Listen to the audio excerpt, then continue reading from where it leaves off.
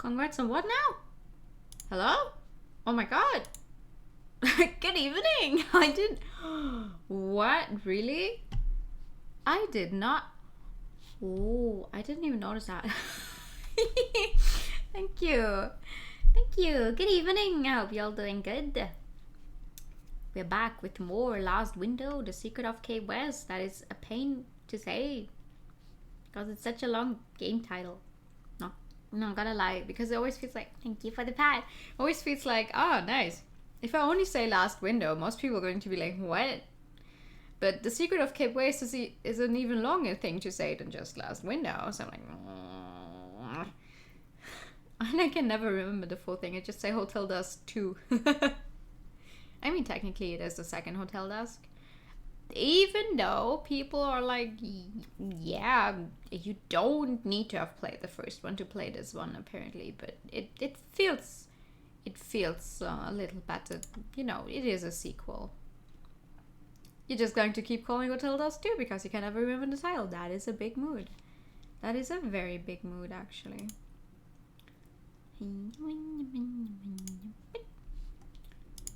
We should have sound as soon as yeah, we do have sound. It's a little... It always feels so weird to go back to like games that are this old. Like on the DS. Because nowadays, when you play a game, you're on the starting screen, the menu screen, there's always some kind of music playing, right? There's always some kind of music playing. But no. This one, there's only music once you actually start the game. What the fuck did we do? What was the last thing we did last time? We woke up to the TV because he's like hungover. He drank too much and he woke up to his TV. That's what the last thing I did was, I think. Right, yeah. It's only been a few days and yet again, I do not remember what we did last time. Well, that's fair. Just gonna keep going. Something's going to happen at some point. And then we'll know.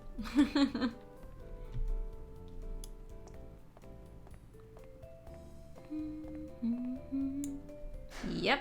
Oh. Neither does Kyle because of his hangover. See? I am just imitating Kyle as as good as I can. As well as? No. It's good. Oh, whatever. Huh? Oh. Oh, the elevator's actually working? I've never tried. Immersion! I've never actually tried using it. We just keep using the stairs every fucking time. Well, hello there, Mr. Hyde. It looks like the elevator's working again. Aha, so it was broken. Good thing I never tried using it. After all the inconvenience, it has finally been repaired. You and the other residents will be able to make use of it from today onwards. I'm sorry, but why would you bother repairing an elevator if it's going to get shut down in like a few weeks anyway? Like, it would be one thing if she sold the place and they would make something else out of it. Okay, you kind of would keep the structure of the elevator, but it's literally going to get torn down. Why waste money on repairing an elevator? I mean, accessibility options aside, isn't that just a waste of money? It's a shame that it got repaired so close to when we will have to vacate though. Okay. Even so, this should make it more convenient for everyone when they move their things. I'm sure it will. However, every silver lining has its cloud. The vending machine in the lobby is to be removed tomorrow. Oh no! She's just really bad with money. Maybe. I see, that's a shame. I can tell you how often I made use of the old thing. You were a frequent customer, were you? Miss Padras, could you delay removing the machine until the last day instead?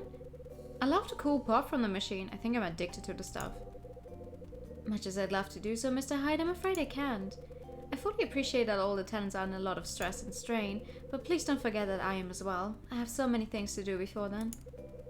I wouldn't want there to be any last minute trouble before I hand the place over. That's valid, actually. Has there been any trouble before? None whatsoever. Well, that's certainly good news then. And before you ask, Mr. Hyde, I haven't brought up the little indiscretion from before. To be completely honest with you, I'd sooner forget about the whole thing. What? What were you talking about? Miss Petrus. It's my head. Are you alright? I do apologize. I sometimes have episodes like this. I get a really sharp pain in my head all of a sudden. I'm going to have to leave you for now. Are you okay? Like, genuinely? Miss Petrus heads back to her room. So it looks like our beloved vending machine's going to disappear tomorrow. Dun dun dun.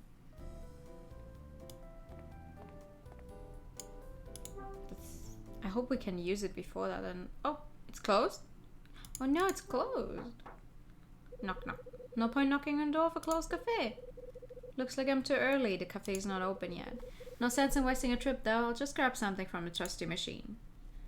Yeah, from the machine before it's gone.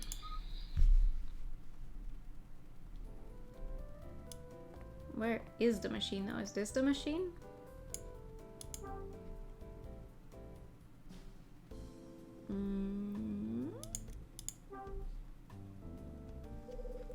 Pretty thirsty. Maybe I should get something to drink.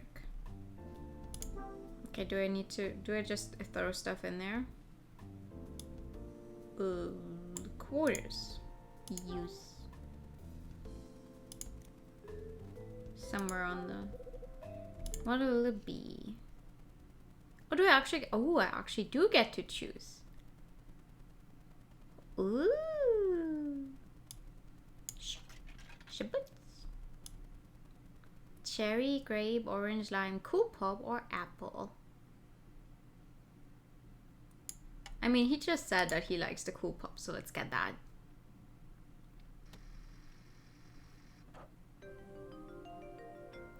Take it. Nice. Cool pop, my favorite drink. What does that taste like though? Like it's full on blue. I opened the bottle and gulped the whole thing down. Wow, okay. Damn. I drink this all the time, but it's just as tasty as ever. But this time it might come with a price. This bottle cap. You win! Ooh! It's a winner! I put the winning bottle cap in my pocket. What do I win? What do I win with it?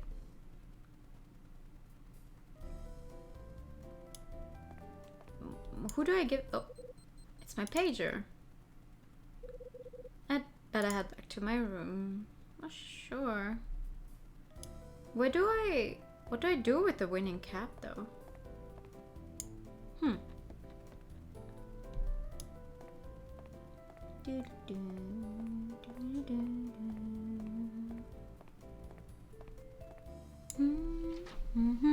Hello. Oh, Donnie! Morning. Hey, have you been out? Just been to the lobby to get something to drink. Woke up with one hell of a dry throat. Sounds like someone can't take the liquor. I can still feel it sloshing around. It's funny, man. Hey, watch it. Come on, you got to admit you didn't really have that much. Maybe not, but after hearing your song, I think all the bourbon went straight to my head. Good excuse. Well, it was good for me to have an audience for once. It really helped me sing. Hey, Tony. Oh. Last night I had the pleasure of listening to the latest song he's written. Oh. Everyone can fall in love, but not everyone can keep up with it. It wasn't half bad. Your song, I mean. Oh. Hello. Ah, with a nice Hiragi wave. That's really cute. I love the emote. Don't act so surprised. I'm not so proud that I can't compliment someone on a fine piece of work, you know. So it appealed to you. Yeah, it did. Is that bad? No, but I guess that means it's not gonna make it big time. What? Do you think I have bad taste? Hey, what's that supposed to mean?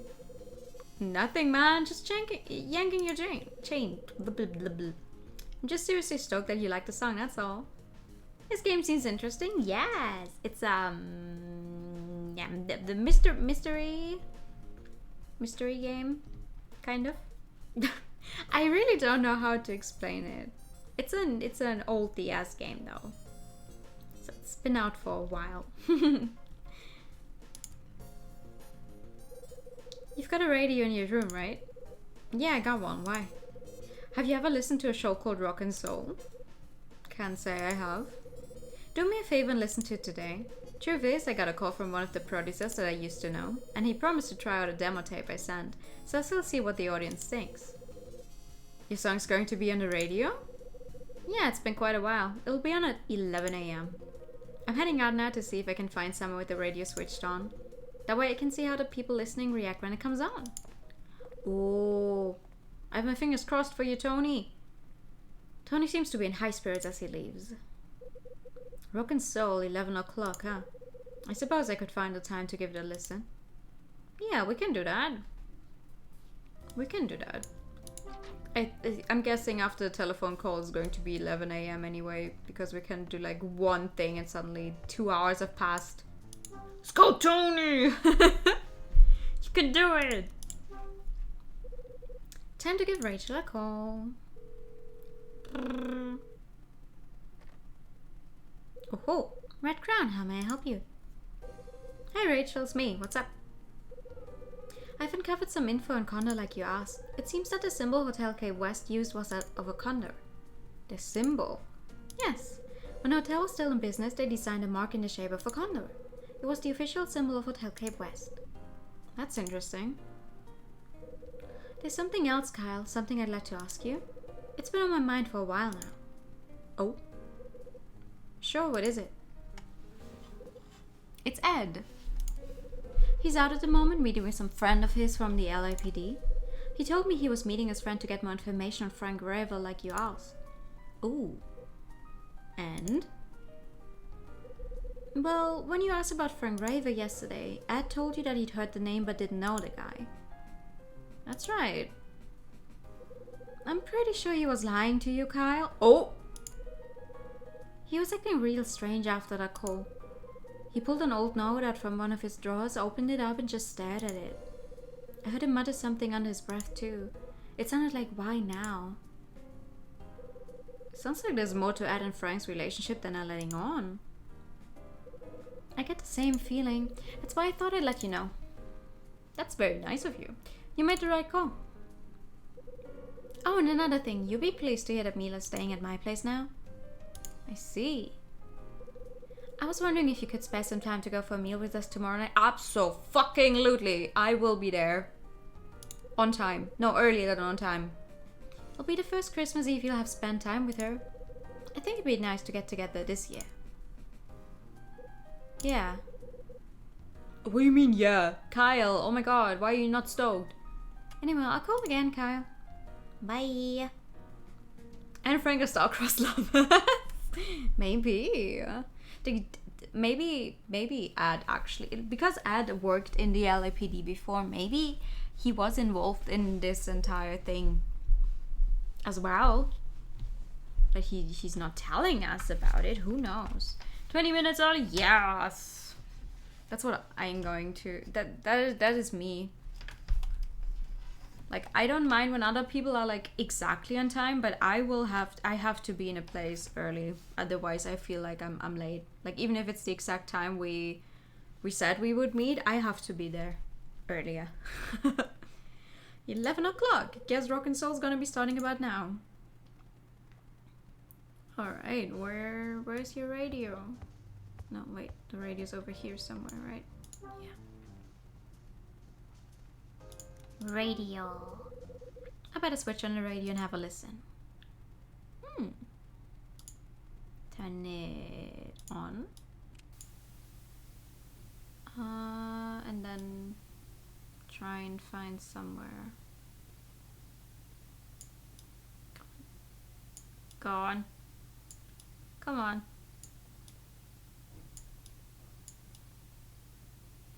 Oh my god. Keep going. Oh. Ah. You never managed to get to a place on time. It's either late or way too. One time I managed to catch an earlier train. So I ended up being like 40 minutes early.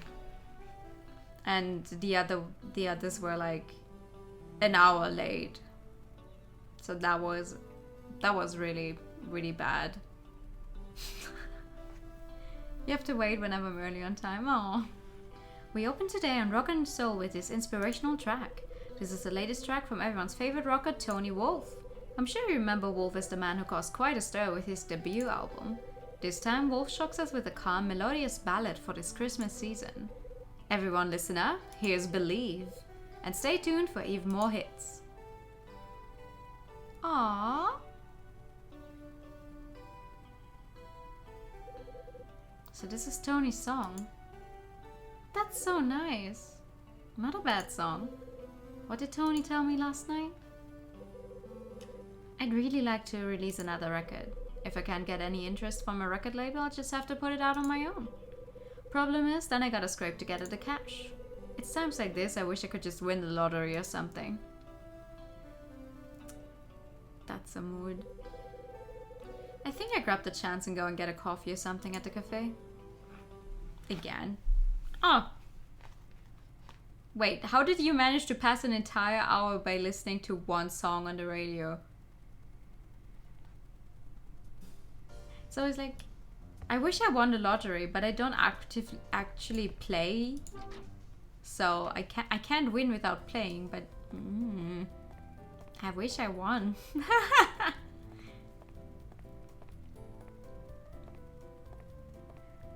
Funny thing at work happened. I asked a coworker like, "Hey, did this one customer call again?" And she was like, "Oh no!" And the exact same fucking second they actually called, because we had been waiting for that call for like the entire day. And the exact second I go, "Hey, did that happen yet? By the way, they actually called." That was fun. It's a long song, yep. If I could favor the clarinet, then we're going to grab lots of mood. Yes, mood. Oh hey! Little French boy. Darn, I thought I did quite well. Charles, what's the problem? Are you having troubles again? It seems I missed out on the prize. So you entered the crossword prize draw, huh? Oh yeah, that's today, 23rd. Of course. Especially since there's $1,000 to be won. If I won, I could afford to buy a brand new camera to use for filming. I guess things didn't go my way this time, though. Bad luck. I'll see you later, Mr. Hyde. Charles finishes talking and walks away.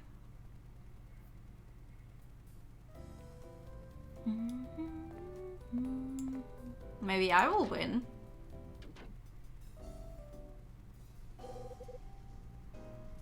Good morning, Mr. Hyde. Hey, Claire. What's today's coffee? It's a mocha from Yemen. Yemen? It has a distinct bitterness with a strong flavor. I'm sure you like it, Mr. Hyde. I'll take one, black. You got it. Hey Claire, today's the day the prize draw results come out, right? We finally get to see who the winner is. Right, the results are over there on the wall. Oh, where? Ah. Alright, I see them now. Okay, thanks. Claire moves away and heads towards the kitchen. Let me see. Do I have protagonist privilege and win? Come on. Tell me I win. Tell me I won. There's a note pinned to the wall. Congratulations, the winning number for the crossword puzzle is number 053. To collect your prize, please ask the shop. Okay, here's the winning number. Now, where did I put my entry slip? Ooh, fuck yeah, dude. Wow. I won. Is this thing for... Oh, his smiling face is so cute. Is this thing for real? Noise, noise, noise, noise, noise, noise, noise, noise, noise, noise, noise, noise, noise, noise, noise, noise, noise, noise. Noise. Hey, Sydney. Sydney, I win. Hey, Sydney. So you do? I win. Where is it? I win. Give me money. Money. See for yourself. I passed Sydney my entry slip. Just a minute. This number looks like your luck's in, Mr. Hyde. So I've got some luck left after all. Congratulations, Mr. Hyde. Here's your check. Ooh, a check. Wow. A check for $1,000. I receive a check for $1,000. Holy shit. I'm glad it was you that won. Oh. Hope that extra cash comes in handy. Thank you. Thank you. Sorry about the wait. Here's a cup of today's coffee. Time to buy the vending machine, the ladies. Yeah! Do you think 1,000 is enough for a vending machine? Hopefully, should be, right? I have no clue how much a vending machine would cost. Maybe back then. Oh yeah, true. Make sure you take in the beautiful aroma while you're drinking it. Yeah, well. Oh, Mr. Hyde. Yeah? Can I ask you a favor? This is a little out of the blue, but sure, go ahead. Actually, there's something I've been meaning to talk to you about. No problem, if you think I can help somehow. Not here, though. I'd rather my dad didn't hear. Oh? Okay. So where can we talk then? Come to the kitchen a little later and we can talk there. But make sure he doesn't see you trying to get in. Got it. Okay. Claire moves away and heads towards the kitchen. Girl, what? Okay, guess I'll just have to make him go somewhere else then. Hey, Sydney. Come on, damn it. Sydney. It's not good. Sydney. Huh? Oh, didn't see you there, Mr. Hyde. What are you doing that's got you so busy you don't notice your own customers? Is it anything I can help you with? Just a little problem, nothing to worry about. You can tell me, maybe I can help. I doubt that, Mr. Hyde. No offense, but this is one issue I'll have to take care of. I see. I just plain forgot is all. It was something I need to take care of today too. No matter how I try, I just can't seem to remember what it was. That is a problem. Yeah, quite a bind I'm in. Hang on. Did you remember? I think it might be coming back to me. I'm starting to remember. Ah.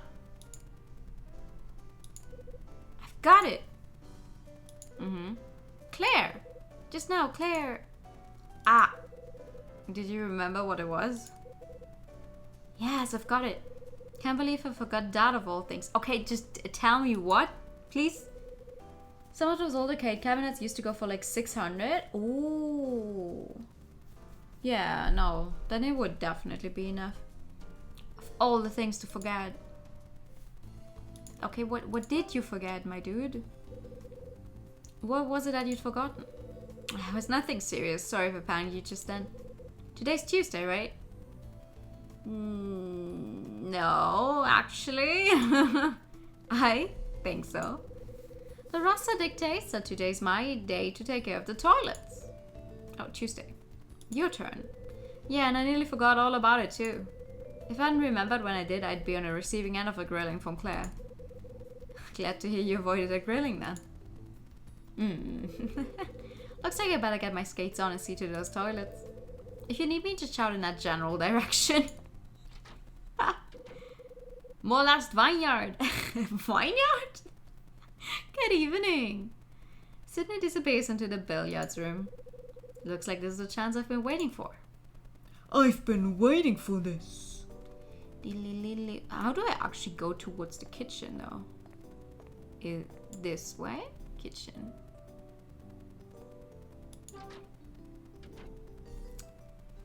No worries about being late, I hope. I hope your dinner was nice. So it's vineyard? Not vineyard, it's vineyard? Okay. Learning something new every day. Hello, Claire. I'm not sure I'm allowed to be in here, considering that I'm wearing street clothes. Hi, Claire. Oh, Mr. Hyde. I'm here. Let's talk. Thanks for coming. So, what was on your mind? Well, it's what? Oh, right. What? Before I tell you what I wanted to say, there's something else I'd like to ask you for help with. Dad told me to open a jar of maple butter, but the lid's too tight. Would you mind doing it for me? No problem, give it to me. Thanks. Here you go.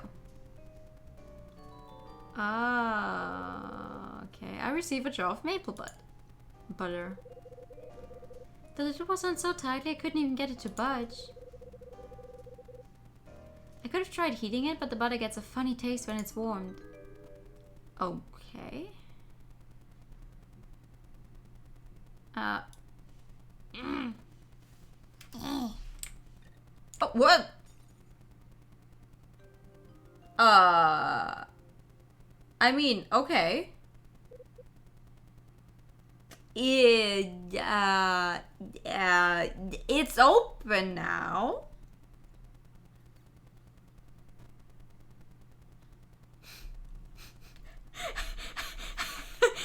I just blew on it a little though. There it goes. The lid just flew off the jar. Oops, don't know my own strength. Mr. Hyde, don't frighten me like that. Did you do that on purpose? No. Of course not, I'm sorry. There's no need to look so worried. I'm not going to scream or anything. Yeah, right. It's okay. That doesn't seem to have heard a thing. If you ask about the noise later on, I'll come up with a good cover story. Relax, will you? She's so nice. I'll try. Here's a jar. Thanks. So, what is the actual problem that you're having? So, Claire, this wasn't the reason you wanted to talk to me, right? No, Mr. Hyde.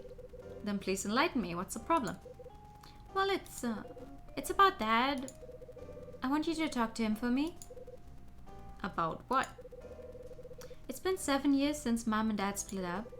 I wanted to know if there was a special person in his life. You know, someone he could be happy with. So you have your suspicions then? Yeah, kind of. But I think that he should tell me if he does. I'm his daughter after all. Problem is, I can't bring myself to ask him directly. And you think it'll be any easier coming from me? Hey, Claire! What's up? Are you free on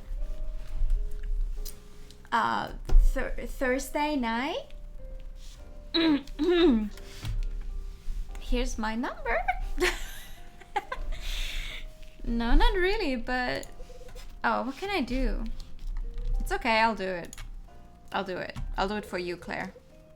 Hey, hold your horses, I'll do it. You just got to pick the right moment to ask. You're wonderful, Mr. Hyde, thank you. No, you are wonderful. Beep,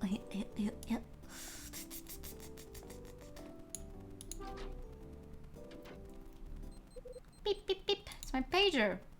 Who keeps paging me, hello? I better back to my room. What's this? Oh, hello. Hey, Mr. Hyde, didn't realize you were still around. I'm just leaving. Okay, catch you later. Oh, wow. And suddenly it is 2 p.m.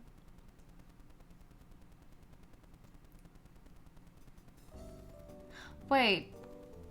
Do I give the winning bottle cap also to you? Hold on. You need anything, Mr. Hyde? Take a look. Oh, wait, yeah. Oh, it's a winning bottle cap from the vending machine. Congrats, here's your prize. Ha, I'm just collecting prizes. Oh, what the fuck is this? Sydney gives me the Pinky Rabbit Land game. Ooh. I think it's a handheld video game they just brought out. Huh. Okay, thanks. Very nice of you.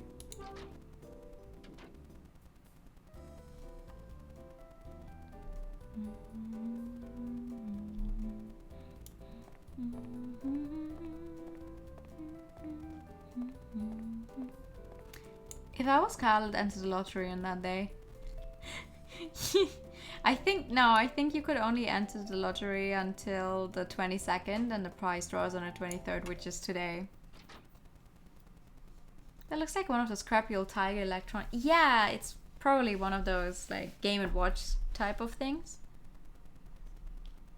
Huh? Somebody's coming out of Betty's room. See you. Bye. I know that voice. Hey. Why would Marie be visiting Betty in her room? Lesbians? What? What?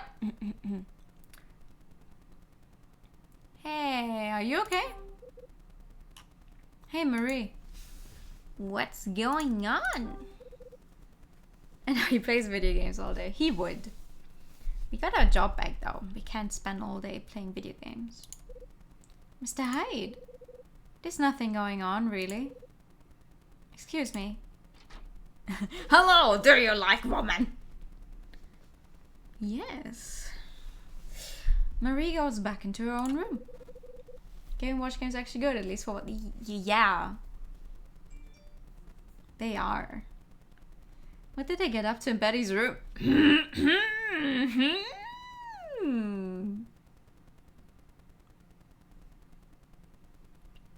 I mean...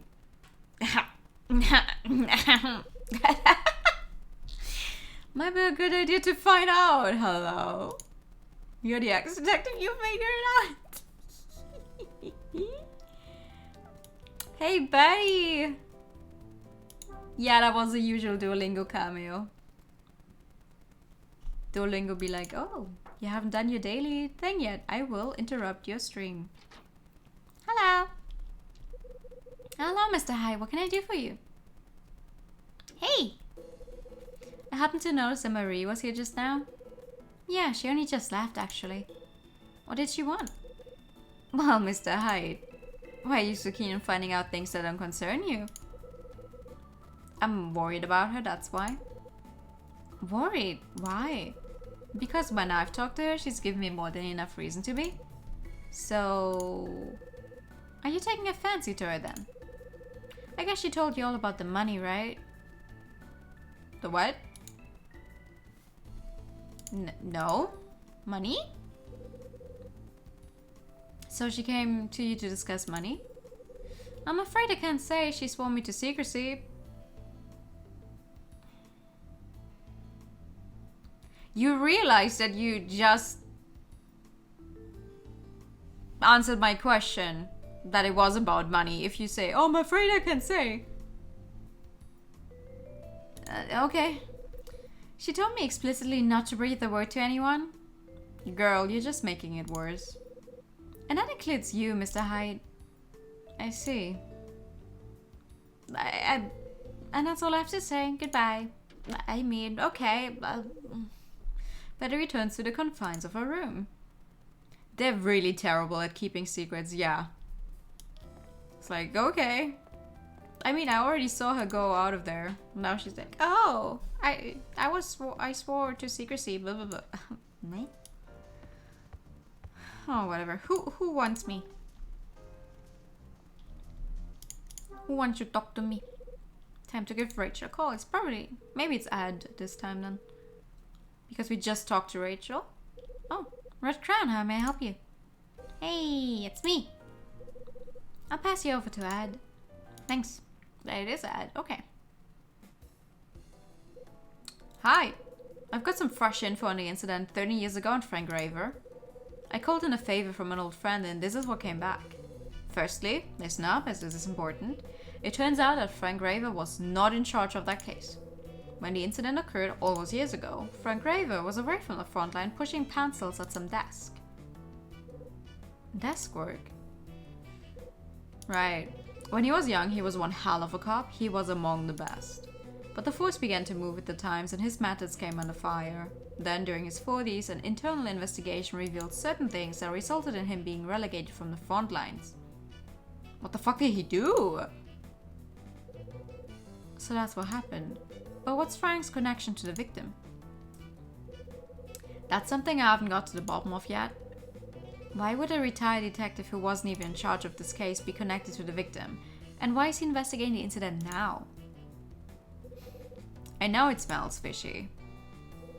It seems the incident went something like this. The party to commemorate the last day of the hotel was on the first floor. At some point during the festivities, Kathy, the owner's wife, disappeared. When she failed to reappear, the owner asked a member of staff to take a look around. It didn't take long before he discovered her body. It appeared that she died of a cyanide poisoning from the wine she drank. The cyanide was discovered in a bag laying next to the body. When the LAPD assessed the death, the initial reaction was to treat it as a suicide. A cyanide poisoning is a suicide? But after forensics revealed that her prints were not on the cyanide container and her hugely expensive ring had been taken, the type of case was changed. Now they believed it was possible that she'd been murdered. Wait, there's a hugely expensive ring involved in the murder?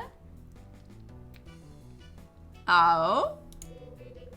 The biggest problem they faced was that large numbers of guests had come and gone throughout the evening, making gathering statements difficult. Also, the bottle Kathy's wine came from went missing.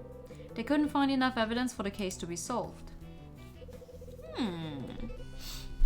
Looks like gold with a scarlet star. I mean, I'm guessing it's a ring. But... So was her body really found in room 404, or was that just a rumor? No, that part seems to check out. I see. You know that room is still in the exact state it was back then? You mean the crime scene is still there? Precisely. Ed, can I ask you something? Go ahead. When you were on the force, did you really not know Frank Raver? Are you serious? I've already told you I didn't. What are you trying to say? Nothing, just my senses tingling again. I just wanted to double check that you and he weren't old acquaintances. As I told you before, I knew his name, but we never knew each other. Hyde, the man who had Frank removed from the front line, was my ex-boss. Huge spec? Thank you for the hydrate time. Yeah, him. Listen, I'll keep looking for more clues about Frank and the murder. I'll see what I can dig up on your Scarlet Star too. That's all I got to say for now. Here's Rachel.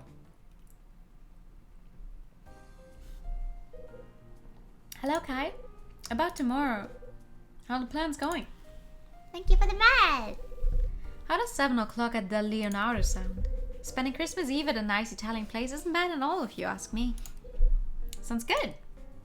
Gotta stay hydrated with all the reading. Thank you! Yeah, you really do. My throat is very thankful. I'll leave you to think of a present for Mila and make sure you don't forget. Got it. I just won $1,000 in check. I'm going to give her the best fucking Christmas present ever. Also, thank you for the pasta check. Let's fucking go. Yeah. To spend Christmas Eve together and that. Yes. Yes. I want to see my little girl. I want to see Mila. Gotta break some bones with all that city. My buzzer suddenly sounds. Who's that? Holy shit, that was a crack. Yeah! Welcome. Welcome to Snapping Bones. Oh, thank you. Short hair. Betty, can you spare a moment? I want to talk to you about something. This is strange. You wanting to talk to me, I mean? I'm full of surprises. But look at this place. Have you even started your moving preparations, Mr. Hyde? No. Because the game is going to be over before that happens anyway. Ha ha ha. Do you even have a place to go? No. I keep trying to get in with the nice front desk lady of my boss, but she keeps saying that I can't move in with her. I tried over and over, but she doesn't like me that way. Save your words for someone else. Now, what have you got to say to me? It's about Marie. Didn't you just say 5 minutes ago that you were sworn to secrecy? I can't tell you, Mr. Hyde. I'm listening. Please don't pull such a scary face. It's about what happened when she came to my room earlier. Did you already make it clear that you didn't want to talk about that? That was then, this is now. It's been 5 minutes, Betty. I am never going to tell you any secrets of mine. And well, I've thought it over and decided I'd better tell you. You don't mind, do you? Tell me what happened. Marie asked me to do something. 35% heavier than usual, didn't you? I mean, wasn't it good though? What did you have? She wanted me to buy a ring from her. Oh! A ring? Yeah, the one that she blamed Tony for stealing just a few days ago. Spaghetti.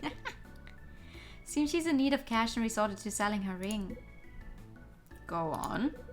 She said I could have it for $500.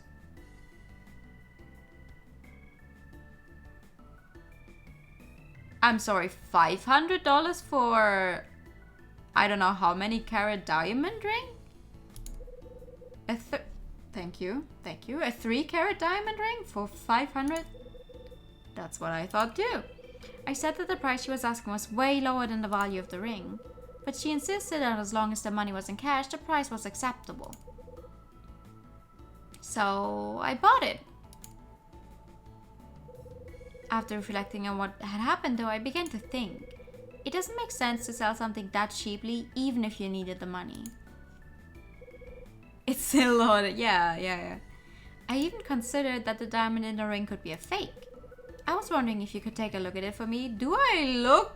What do I look... Listen, girl, technically you know me as someone who is supposedly a salesman. I'm an ex-detective and now a salesman. How am I going to be able to tell whether a diamond is real? You're the one who works with accessories in the first place. What?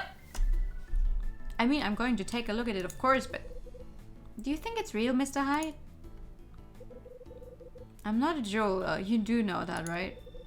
I wouldn't be able to tell a real diamond from a fake one if they were labeled. I was worried you might say that.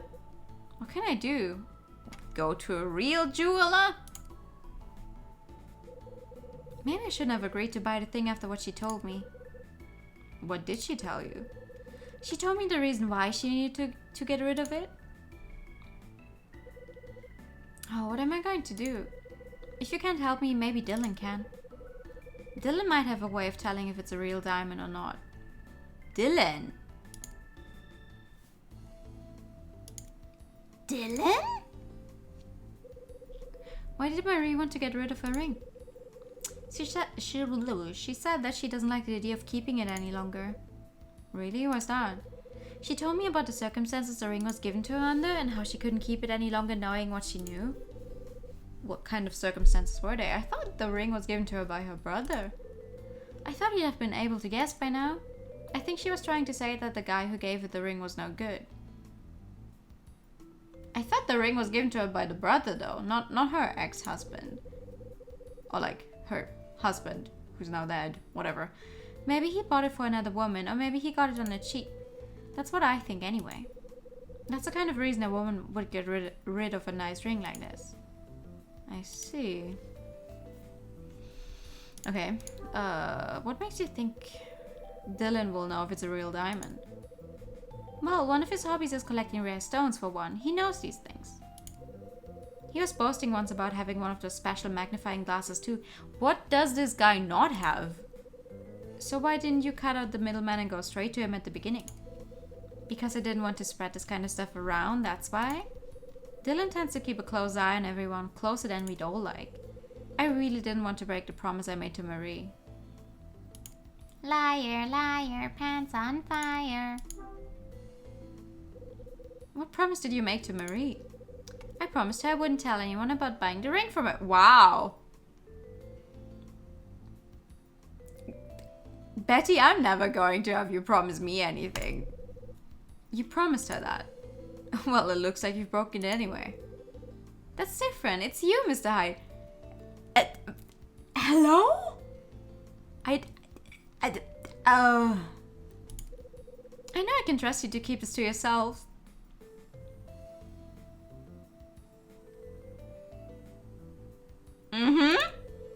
You're not planning to tell Marie that I told you, are you?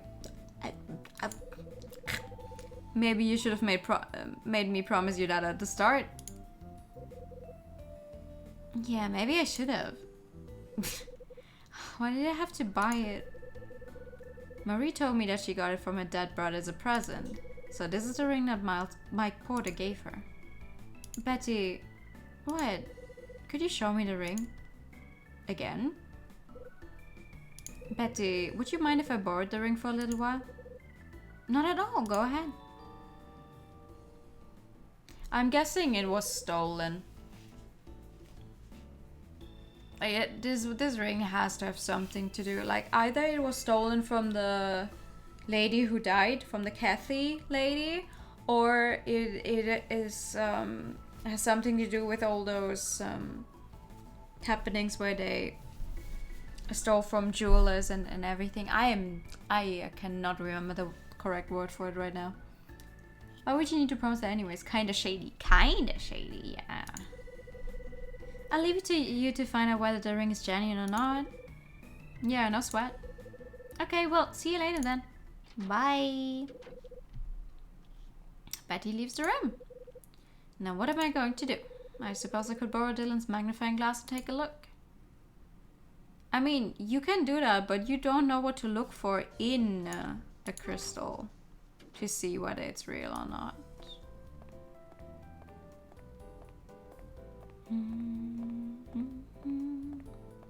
Oh well. I mean, we already borrowed a hammer before. I think he's going to give us a magnifying glass if we ask nicely.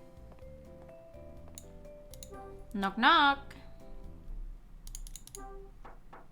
I don't trust you. Hey. Hello, Mr. Hyde. Have you got a moment? Sure, what can I help you with? Could you lend me your magnifying glass? My what? You know, the thing you use to check precious stones. I heard you got one. Well, you heard right, I've got one, but why would you want to borrow it? I want to check out a crystal. I'm not going to tell you about the ring. Because if Dylan finds out about the ring, the entire house will know. And then it will be gone. That's just the feeling I have, though. I want to check out a crystal. Huh? What would you be doing with a crystal? Look at it? Appreciate it? You know me, I'm full of surprises. Let's just say I have certain interests. Well, I must say I had no idea. I've kept it to myself. I thought I mentioned it to you as I heard you're a fellow collector. That's right, I'm really into crystals. How'd you get into it? It's a long story. It began during my time in Manhattan. I had some time on my hands and decided to take a trip to the Natural History Museum. Really? Is it true what I heard about being able to touch the exhibits they have there? I'd give anything to take a trip there one day. You really know your stuff. Glad someone's finally noticed. Please come in, Mr. Hyde. We can talk more inside. Sure. I do not want... No, I do not feel safe being near you. Let me... You said I could come inside and now you trapped me in here. What? Do I have to talk to you again? The entire house, more like the entire universe. Trading cats. Cats are adorable creatures. I love cats. Dylan, would you like to see my crystal collection? Sure, why not? There's some on the shelves and others on top of the table. Feel free to take a look. Thank you. Every single time I am with you in a room, I fear that you're going to, I don't know, get out an axe or something and hit me over the head with it. What a master bullshitting. Yeah, we're really good at pretending to be something we're not. Or being interested in something that we have no fucking interest in at all. I mean, I'm guessing it comes with him being an axe detective. Like, maybe he had to definitely pretend to be some other things before as well. Oh, wait, you are not only a collector of crystals, are you, huh? You also collect butterflies and other bugs. Part of Dylan's crystal collection. Pink crystal with white veins running through it. Ooh. Okay, this crystal is a dark blue color that looks different from every angle. I'm getting I want to wear your skin vibes from... Oh, yeah. Yeah, exactly. Yes. A translucent bluish crystal with a smooth surface. Okay, what's this one? It's white and orange. It feels rough to the touch. Okay, what's this one? Crystal is light blue and appears to have some air bubbles in it. Here's a lot of blue, huh? I'm sure I've seen a piece of jewelry somewhere with a crystal like this. Oh, you have? This one is blue and has a million tiny scratches that diffuse the light. Wow. There's a case with pressed butterflies on display. Various beads of butterfly are held in place with pins. There's sure a lot of butterflies. Seems fitting for Dylan. He always acts like he's got butterflies in his stomach. Uh-huh. I do not enjoy these type of things at all. It's an insect display case. Okay. Preserved insect specimens are on display in the case. Okay, nothing more about that one. Okay, what about this one? It's pale green and it looks like it's been polished. What about the books? These books about different kinds of crystals. And these books about insects. Well, I mean... Okay. This bookcase is home to Dylan's collection. Sure. What's this? A toolbox with a handle. Looks pretty new.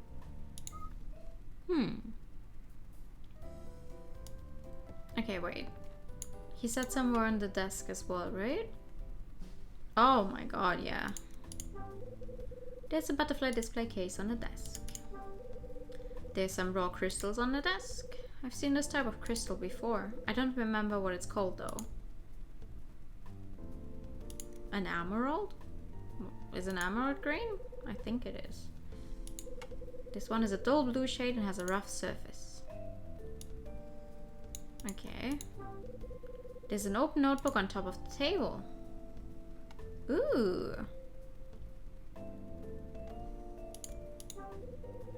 There's a sketch in a corner. It's of a bird spreading its wings.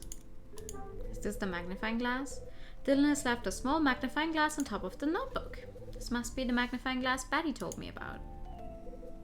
Hey, Dylan. What is it? That's a magnifying glass for examining crystals, right? This one's for examining jewels, but it'll give you some great close-ups for crystals too. It's something no enthusiast should be without. You should get one too, Mr. Hyde. Mine is great for up to 10 times magnification, so it's perfect for jewels. I see. Would you mind if I use this, Dylan? Not at all. Go ahead. And feel free to take a closer look at some of my stuff too. Thanks. Oh. It's my phone. I better get that. Excuse me, Mr. Hyde. No worries. You do that. I will secretly check out absolutely everything. Hello? Okay, I understand, but looks like this call's gonna drag on for a while. Maybe I can use this time to get familiar with that magnifying glass. Yeah.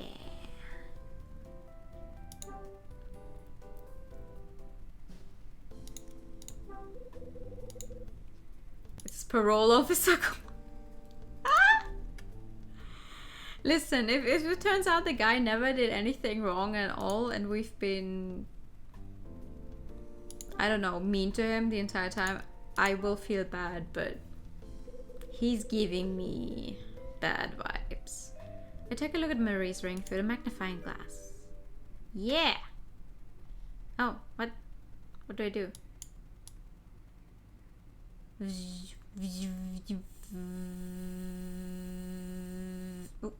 Ooh. Nice!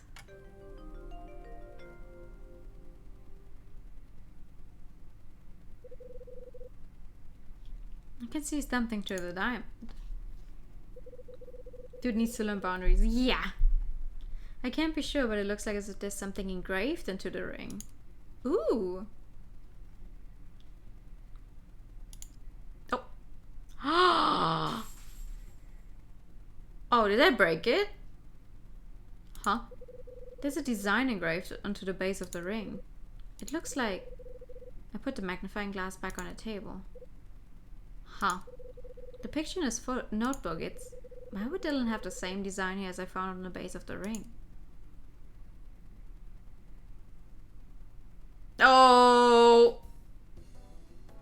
Oh! Oh, that was so creepy. Why is he just standing there? Mr. Hyde. Yeah? How do you get on with the magnifying glass? No problem at all. It's great examining the tiny details on stones using this, isn't it? Yeah, it is. Have you ever thought that there's a tiny planet inside precious stones like these? A tiny planet? If you view the cut edges up close using the magnifying glass, you can see all kinds of grooves, valleys, and caves. It's a spectacular sight. I don't think I'll ever tire of looking. Viewing crystals like this is much more interesting than looking at diamonds.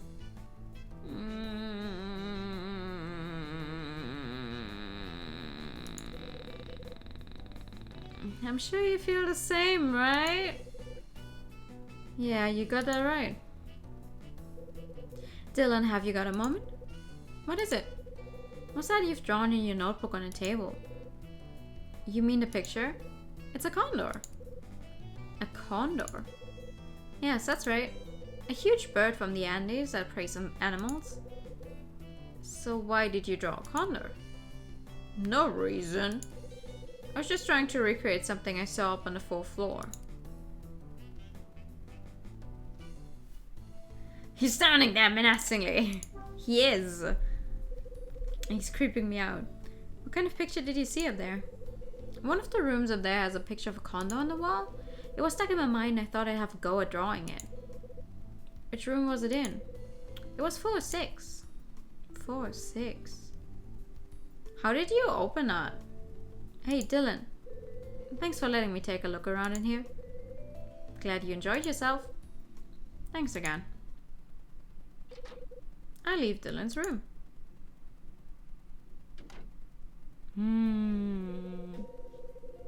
Why would the hotel's condor symbol be engraved on Marie's ring?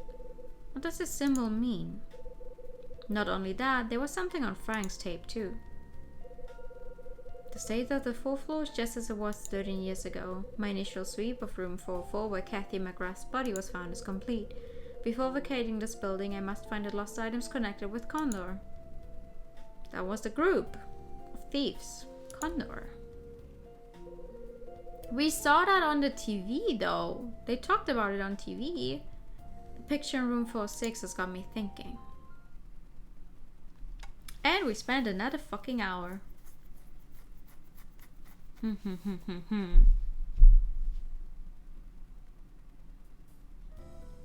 Alright, let's see. It's the middle of the day, but what's the worst that could happen, right? Someone finds us up there, or we get locked in.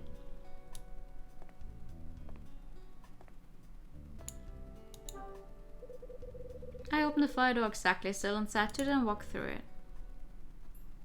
Oh, so I don't have to do that by myself anymore? Fix the door in place and everything.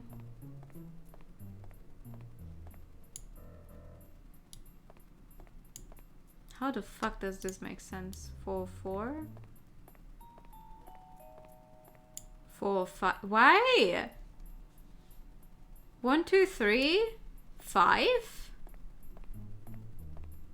4, 6.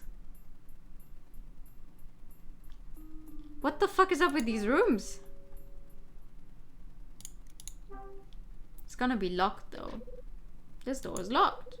It's not going to budge. Oh. Who's that? Ah. Dylan. I had a feeling I'd find you here, Mr. Hyde. I knew you wouldn't be able to resist.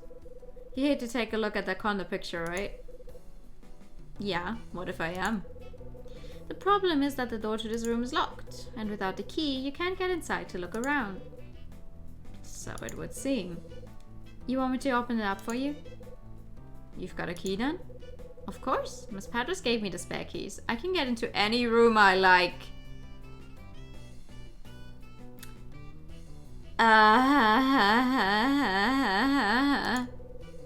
For maintenance purposes, of course. Of course. for maintenance purposes. I'll unlock it for you. There you go, it's open now. Thanks.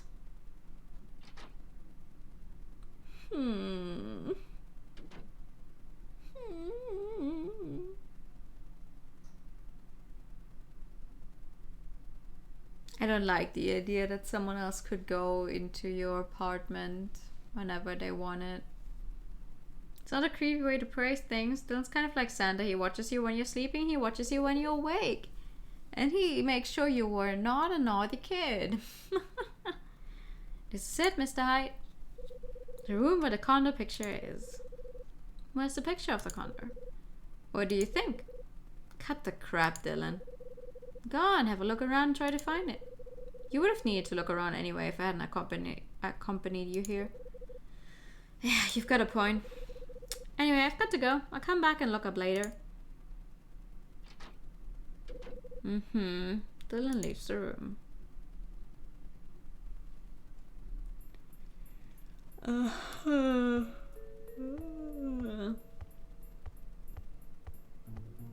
Ooh, there's a bunch of stuff here.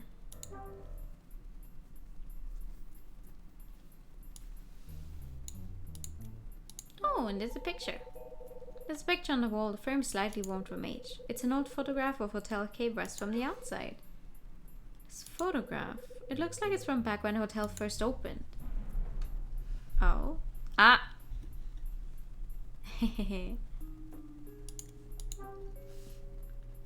Huh.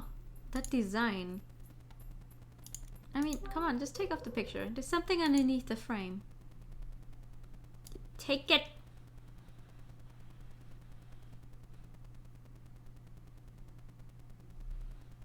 How do I...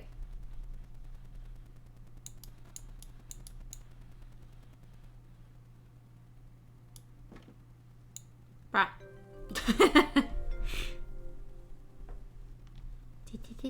The pictures come off the wall. Ah, found it. There's a picture of a condo drawn on the wall. This must be what Dylan was talking about.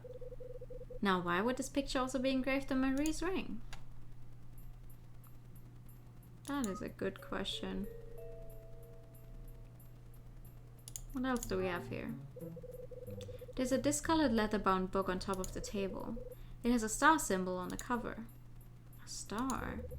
Marie told me about this. Oh yeah, Scarlet Star. My brother and husband used the word along with others working in the hotel.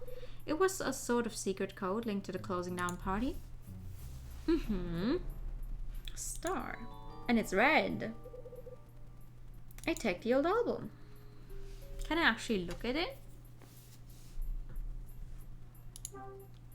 I mean, sure, I've taken it, but can I actually look at it? What's in there? Oh! Doodle-doo. Ooh! Looks like your regular party.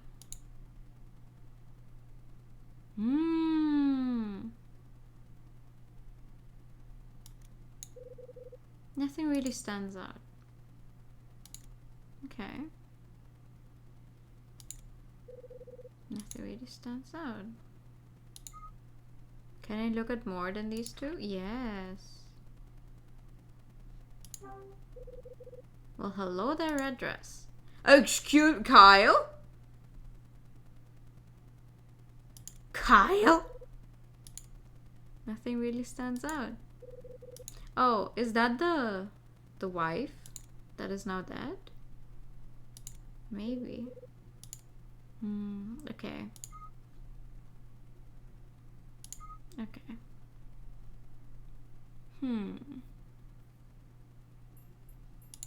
Maybe I need to find something else first before I can find anything in the pictures. The design in room 406 is the same as the one I found engraved on Marie's ring. The condo designs got me thinking. Before I get stuck into that though, I'd better let Betty know what I found out. Okay. Sure, let's tell Betty first then.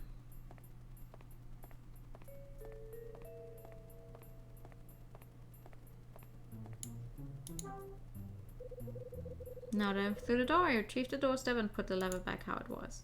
Okay, so that's just the thing that happens now that we've done it the first time. That's good. Imagine having to do that minigame every single fucking time. I would cry.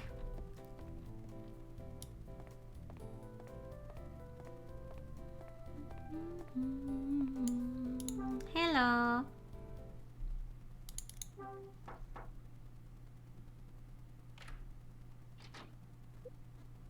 Hi. Have you got a moment, Betty? Oh, it's you, Mr. Hyde. Try not to get too excited. Were you waiting for somebody? No, not really. I've checked out that ring for you. You did? Yeah. You better come in. Sure.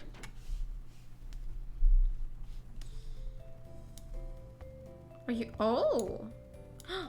You have a red TV? Oh, ooh, ooh, ooh. Nice. Good taste.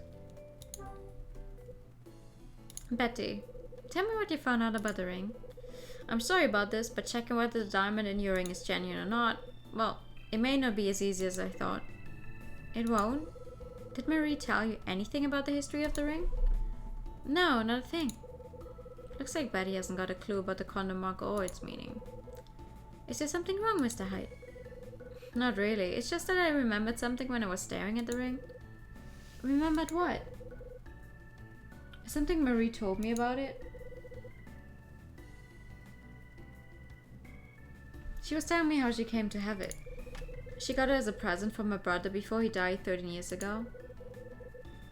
Are you serious? I certainly didn't know that. It's true, I'm afraid. Her parents died when she was very young and her brother looked after her. They were very close and the ring was a present from him to her. I'm sure that ring has great sentimental value for her. You're right, it must have, but she didn't breathe a word of that to me when we spoke. I imagine she was worried that you would have refused to buy it.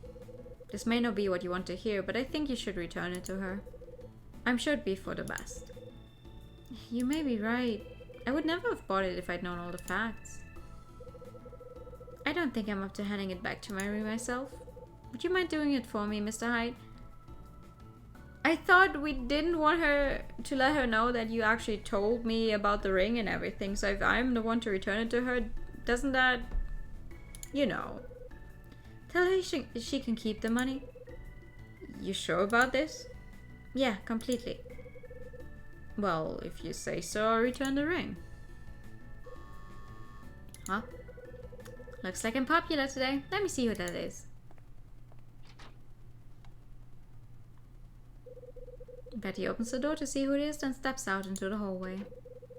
I can hear the voices of Betty and the visitor from beyond the closed door. You said you'd give it back to me today, right? Yes, of course. Here you go. Uh-huh. Sorry about that. Who was it? Just a friend. Nobody you know, Mr. Hyde. Okay, then. I think it's time I got out of your hair. Of course. Bye. I leave Betty's room. Oh, hey, Charles. Wait, if you were this close, isn't it just you? But why would she say just a friend? No one you know of is Charles. Charles. So was you in Betty's room just now? Yeah, that's right.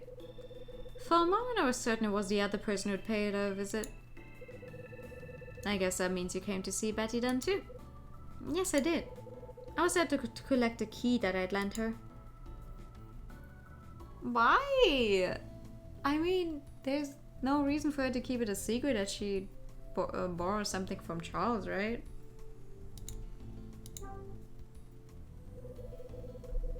Who do you mean? Who did you think had come to see her? Betty's new boyfriend, of course. Her boyfriend? Yeah. The last time I went to see her in her room, he was also there. What's his name? I didn't ask, sorry. What can you tell me about him? Let me think. Well, there was something I didn't like about him. And he certainly doesn't live in his building. That is extremely fucking specific, sure. There's something I didn't like about him. Okay, what did he look like? Which key did she borrow?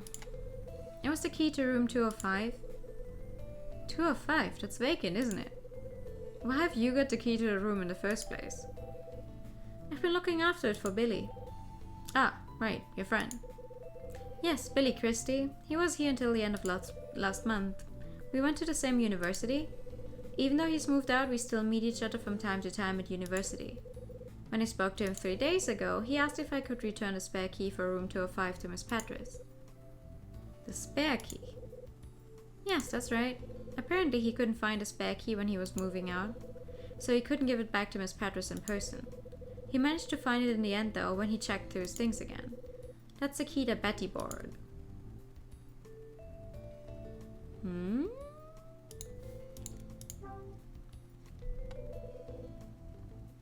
Why did Betty need a spare key? She just asked me for it one day. When she heard that I was looking after it for Billy, she said she wanted to borrow it. What made Betty ask to borrow the spare key to room 205 in the first place? I think it was because her boyfriend had asked her to borrow it.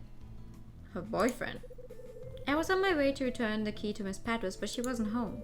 While I was in the lobby, Betty and her boyfriend turned up. That was when I told them that I was looking after the key. Then Betty's boyfriend said something to her and she asked to borrow the key. Why the hell would he want to see the room?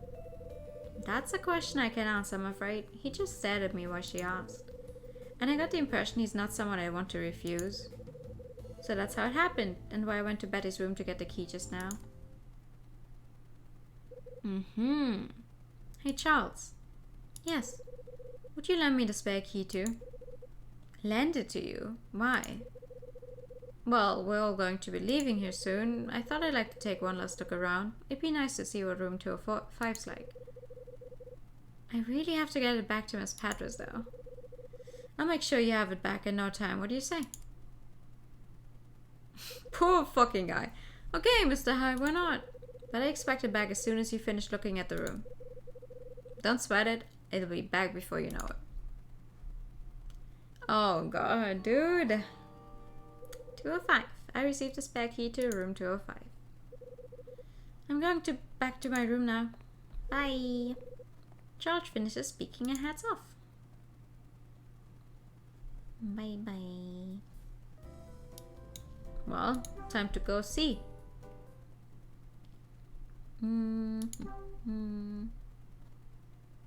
Spare key to room 205.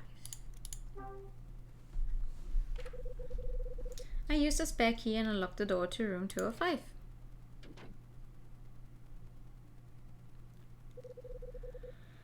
Oh, excuse me. So Rex and Betty came in here, did they? Yep. That sure looks like a vacant room. Room 205.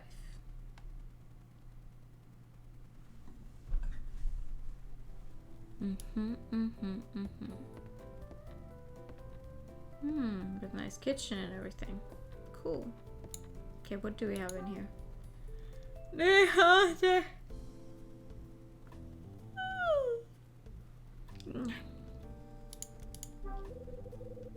There appears to be something on a shelf in the closet.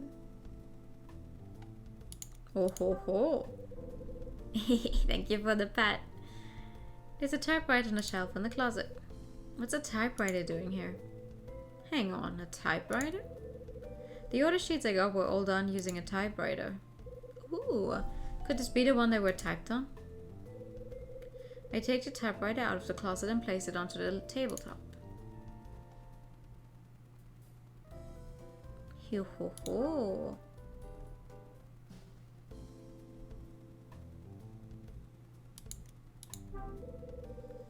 Now the typewriter's on a desk.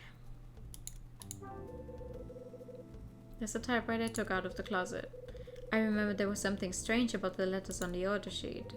I really should type something on this one and compare the print, but there's no paper. This presents a problem. Suppose I better have a look around for some.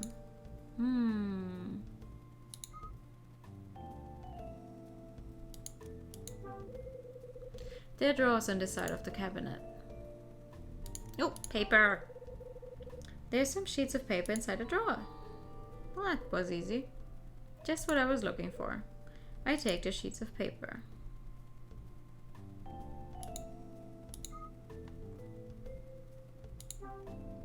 Okay. Put that in. Now just feed in a sheet. All set. Now to try typing something. I remember all the T's were kind of screwed on the other sheet.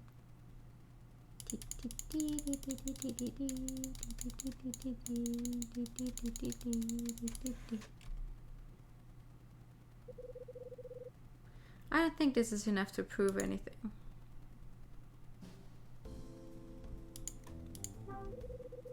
This typewriter has been moved and placed on top of the cabinet. I mean, maybe you need to not type in all caps. In the order sheets I received, the T stuck out due to the position. Let me try to type something else using this typewriter.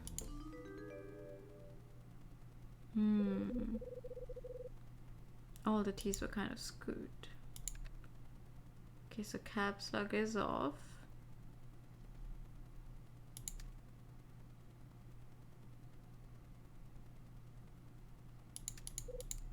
Oh.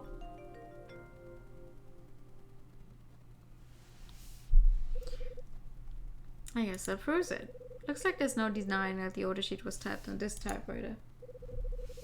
Maybe that explains why Rex was so keen to get in here. Wait. That might mean that Betty knows something she's not letting on about too.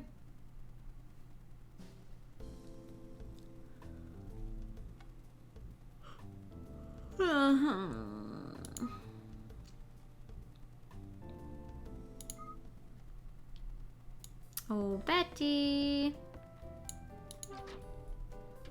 Tell me if you're hiding something, because I'm pretty sure you are.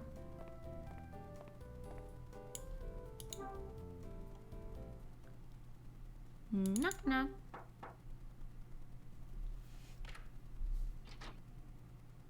Hey, me again. What is it, Mr. Hyde? I've got something to ask you, Betty. It's about room 205. Room 205? Oh, you better come in. I better be coming in, yeah. I like how she's all over our case of being like, oh, you haven't packed yet, but you still have a bunch of your stuff out and about as well. And you're moving at the end of the week.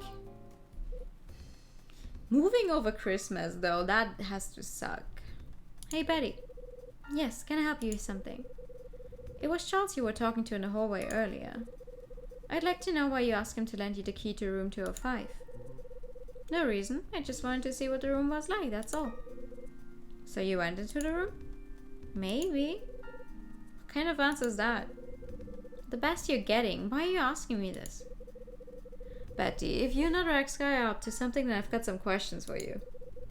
Now tell me what I want to know. And just what do you mean by up to something? You must have had a real reason to borrow the key. What was it? Now would be a good time to tell me. There's nothing to tell. Come on, I wasn't born yesterday. It's the truth. Is it? Betty. I want to use a typewriter. Did you borrow it for Rex? Did you borrow it for Rex? What? There's no use in trying to hide it. You borrowed the key because he asked you to, right? There's no fooling you, is there, Mr. Hyde? It's true. Rex asked me to borrow the key from Charles. He said he really wanted to use that room. Why the hell are you even giving the guy the time of day? You do know what Rex does for a living, don't you? Yeah, I know. He investigates in insurance claims. Investigate isn't a word I'd use. He's bad news. Did you know that too? Yes, I know. But it's okay. He's full of red flags, but I'm colorblind. After all, Mr. Hyde, I understand. I really do. I know he's not really interested in me. Listen, Betty. Also, I know the real reason he started going out with me. Oh. Don't get used by people that only want you for their own personal agenda. Do you know what he planned to do in room 205? I can't be 100% certain, but this is what he said. He told me that there was something he needed to check. Betty...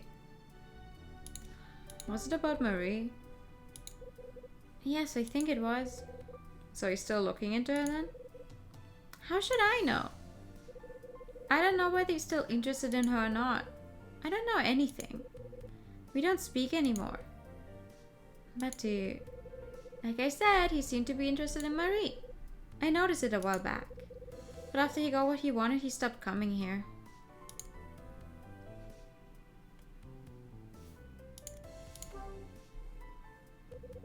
She does have more stuff than Cal, yeah. What's his real reason for going out with you? He started going out with me because he wanted to check the situation on the second floor. Betty, what interested him? Was it the tenants? Yes, that's right. He was keen on establishing who was friends with who in their relationships. That's what he came to find out. When I asked him why he was so interested in that, he said he was interested in putting a stop to Marie's accomplice. Accomplice?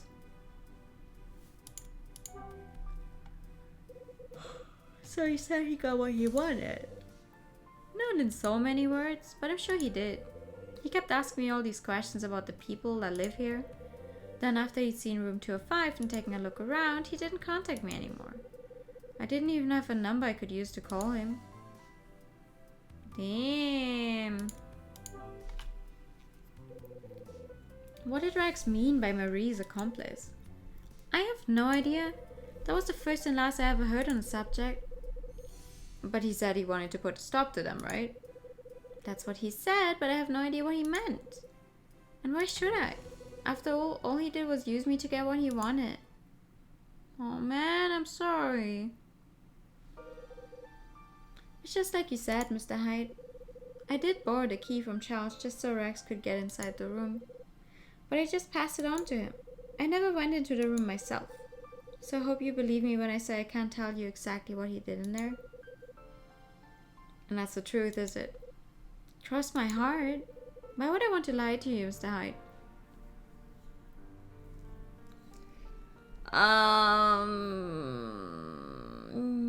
Many reasons, I don't know. I don't think you're lying. But if you knew he was only using you, Betty, why did you stay with him? He was there when I felt lonely. He promised me he'd always be there for me. Guess he would say that. But I knew even then, I knew he wasn't the type of man who keeps his promises. You may not want to hear what I think, but here goes. Men often go for a lonely woman. Maybe it's love, maybe not, I don't know. If loneliness brings you together, you'll be even lonelier when it ends. Mr. Hyde. Come on, Betty, you can't go around wearing a face like that. Oh, really? I can't believe I'm getting relationship advice from you. But it's true, you can't go moping around forever, and besides, smiling suits you. Aww. Can I ask you something, Mr. Hyde? Why is it that you're so interested in Rex? Is it because you spoke to Marie? Did you believe what she told you? There are a number of things about her insurance claim that interest me. I'm curious about the whole incident. About that? Let me guess, you heard about me once being a detective from Rex, right? Yeah, he did mention it. Thought he might have. Did he say anything else?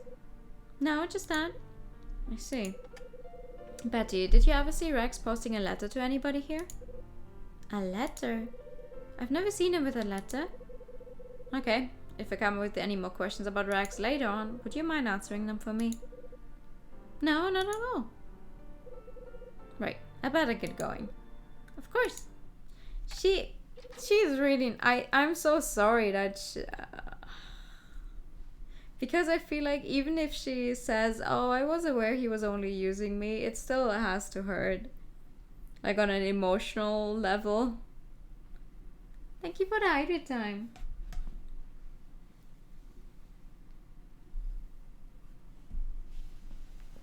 Ah, the full course, of course.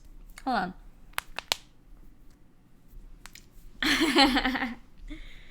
Feeling like she isn't giving the entire story. Yeah, it feels like we get to these tiny bits and pieces of everyone, but I feel like there's something more to you still. I leave Betty's room. So now I know that the mysterious order sheet came from the typewriter in 205. Also, I discovered that Rex is trying to uncover a possible accomplice to Marie. What's Rex's connection to that order? Not only that, the engraved mark on Marie's ring and the one on the 4th floor, what do they mean? I think it's time I gathered my thoughts about all that's happened. Oh, end of chapter? Nice. 1.5 hours for one chapter. That if the other one is the same length, we could make both of them then. I woke up on December 23rd with a hangover and a dry throat to boot. I grabbed a drink from the vending machine in the lobby, then called Rachel. She told me about the Hotel Cape West emblem. Rachel told me about the emblem Hotel Cape West used to use. It was an emblem in the shape of a condor. At Lucky's Cafe, Claire talked to me about a matter concerning her dad. After that, I came across Marie in the 2nd floor hallway coming out of Betty's room. I returned to my room and called Red Crown. Ed was there and he had some light to shed on Frank's past. He told me... this one. During an internal investigation when Frank was in his 40s, his name came up. It was Ed's ex-boss, Huge Spack, that was responsible. I mean, I don't trust a Huge Spack guy. So, by extension, I am not trusting that whatever came up with Frank was actually his fault. I mean, we don't know what it was. But maybe it wasn't his fault at all, but he was just the one designed to take the fall, even though it wasn't his doing. Betty came to my room to explain why Marie had paid her a visit before. Marie wanted Betty to buy something from her. It was a ring. Marie asked Betty to buy her ring for $500. Betty was concerned about the diamond being fake, so she gave it to me to check. I decided Dylan might be able to help. I went to see Dylan in his room, and while he was on the phone, I used his magnifying glass to take a closer look at Marie's ring.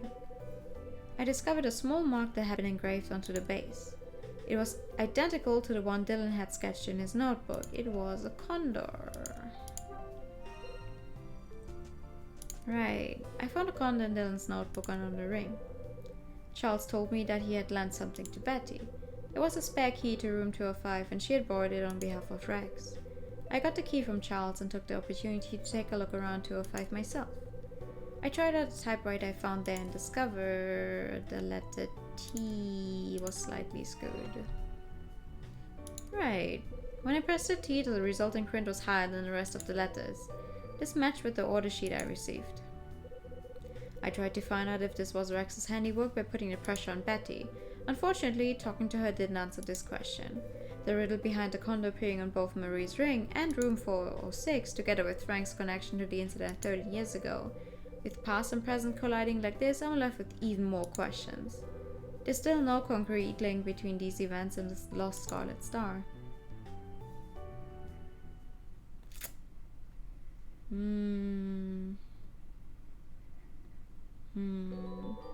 But if Marie has been wearing that ring the entire time, then, and if that one is the thing we're looking for, like if that is what the Scarlet Star is, then someone would have noticed by now, right?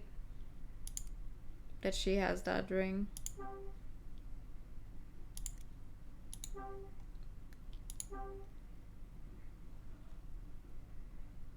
Like she was not being subtle about wearing it at all. Progress saved.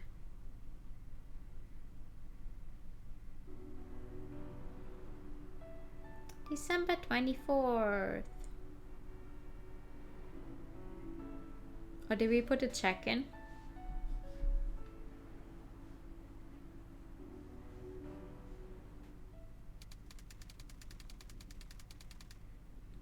'24th, 1980. Chapter 7. Wednesday, December 24th, I head into town for the afternoon. My mission is simple, to find something nice for Rachel and Mila for when I meet them later. With all that's been on my mind lately, I realize that I've been less irritated by Christmas. Less than usual anyway. Now though, it doesn't take me long to return to my former self. No matter where I go, all I hear are Christmas songs. I pass parents and children, lovers, their faces brimming with happiness, all of them clutching their precious Christmas gifts. I hate this time of year. Oh man. Gotta shake this out of my head and refocus myself. As I attempt to do so, I stop dead in my tracks. Before me, in front of a nearby building, stands a huge, brightly lit Christmas tree. There's nothing really special about this tree, but something about the star draws me in. Before I know it, I've been staring at the star for the last few minutes. I've been trying not to, but I finally give in and think about what Christmas means to me. I cast my mind back to 25 years ago. My dad had just been killed and my mom had fled this town with me in tow. We just started our new lives in Manhattan. My mom and I walked the streets of Manhattan that day, not knowing a soul. It was Christmas Eve then too. Neither my mom nor I dared to buy anything or look at anything or even talk. We just kept silently walking hand in hand through the cold winter streets. That was the day I learned to hate the sound of Christmas songs. Aww. I can't find anything good for Rachel or Mila. The promise I made to Rachel about tonight rings in my ears as I make my way back.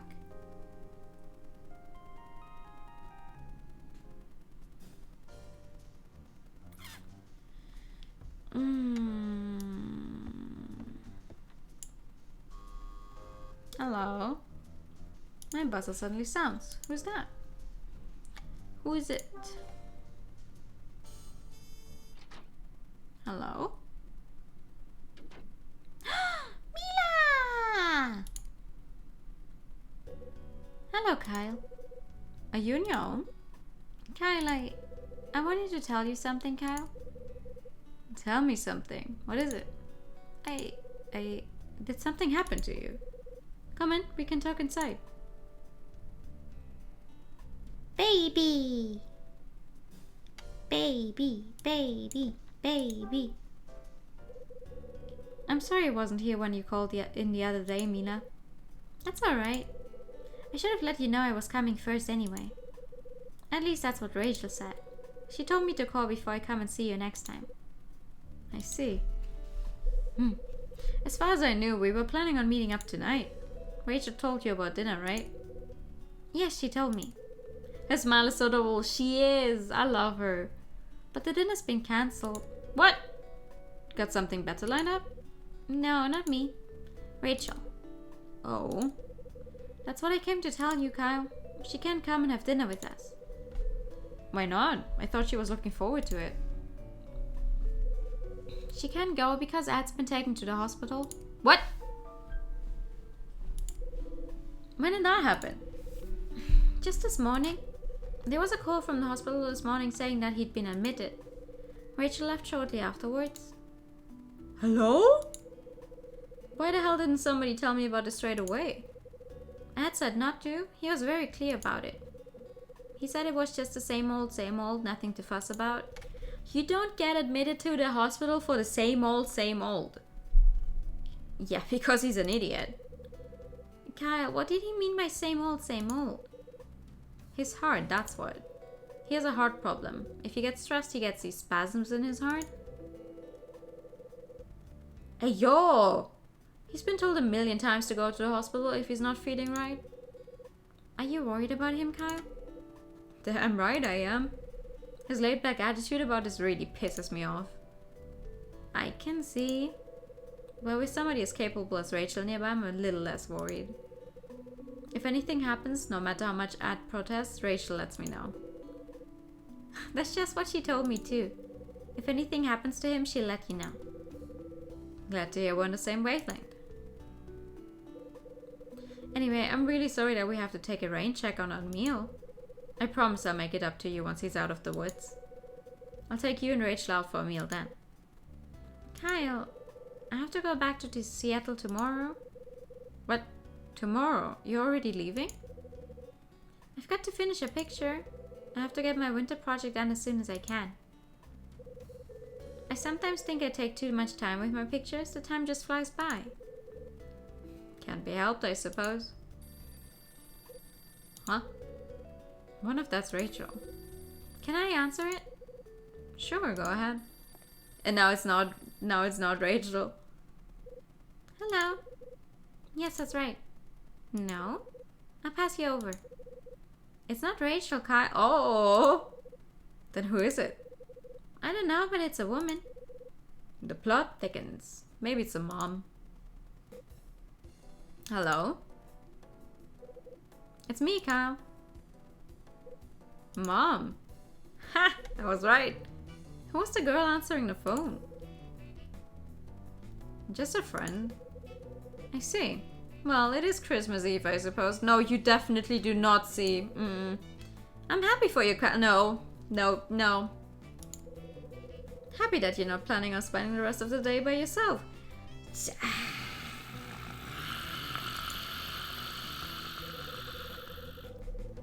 Slow down there, she really is just a friend. You shouldn't go jumping to conclusions. Oh, I see. Aren't you going to tell me a bit about her? Now's not really the time, Mom. I'm not trying to back you into a corner or anything. You don't have to tell me. I'm not going to hold on too long, just so you know. I just wanted to let you know that I've sent you a small package. A package? Yes, you know, a present. It is Christmas after all.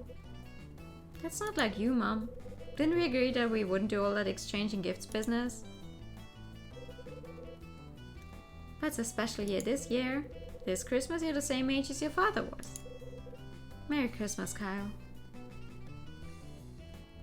Ouch. Ouch.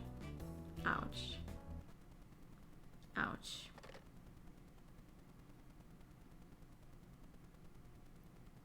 Accidentally rubbing in Rachel having to cancel the plans.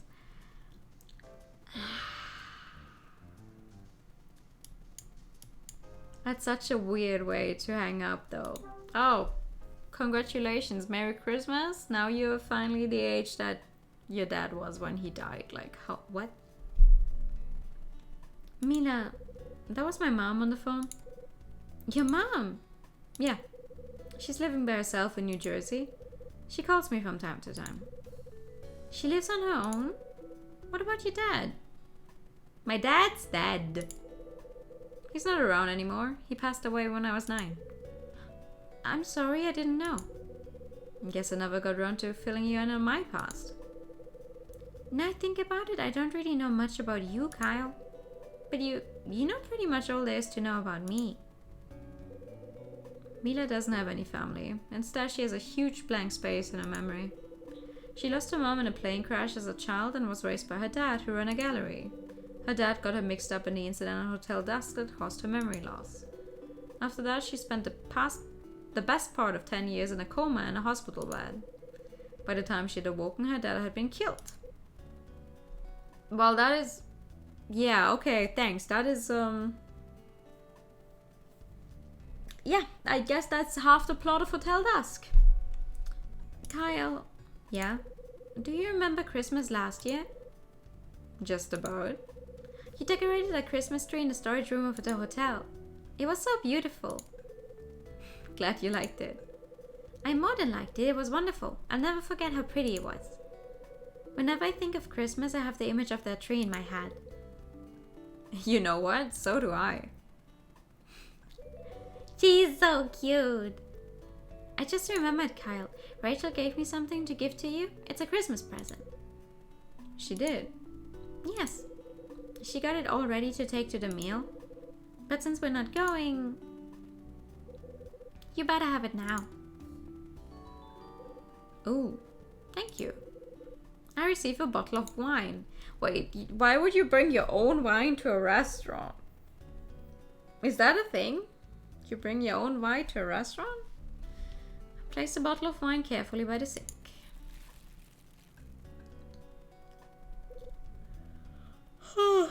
You know, this wine is my favorite. Thanks for bringing it along, Mila. That's not all. I have a present for you from me too. For me? There's nobody else here. It can be, depending on the restaurant, where in the country you are. Really? You can. It's a romantic thing for dates.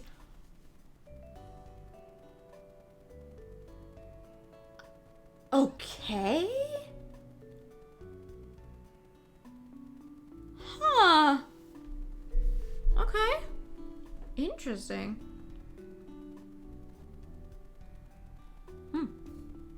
I hope you like it. Wow, it's... Oh, it's me. I did it myself.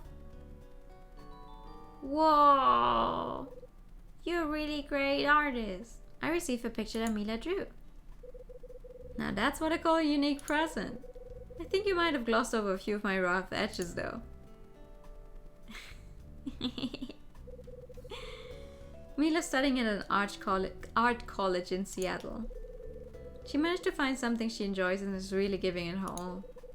There must be tons of things she finds tough and some that other girls take for granted, but she's come a long way from the silent young girl she was when I first met her.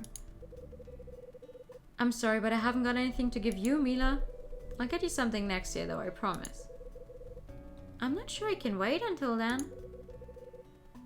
Come on, don't put me on a guilt trip. I'm not trying to, but the truth is there's something I'd like. What is it?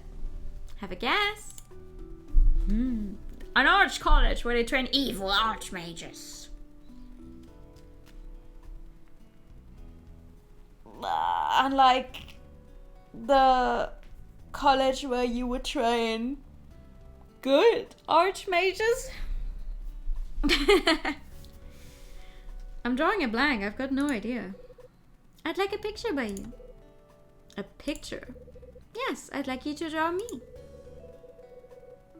Not likely. Among other things, I don't even have a sketchbook. Not to mention I'm not really the artistic type. Oh, come on. Mila, so you won't draw me then? Okay, you twisted my arm, I'll give it a shot. Hope you don't mind me doing it in my notebook though. It's just a wizard school. That's fair. Wait, so oh god, how do I draw you? Oh.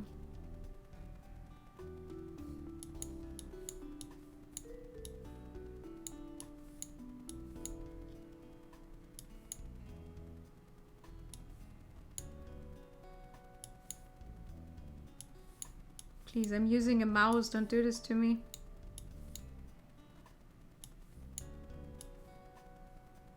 Doing this on the DS would probably have been nice, but I am not on the DS, like with the stylus and everything. Stick figure drawing, let's go! No, we do this the right way. We do this the right way, and the right way is struggling with the mouse.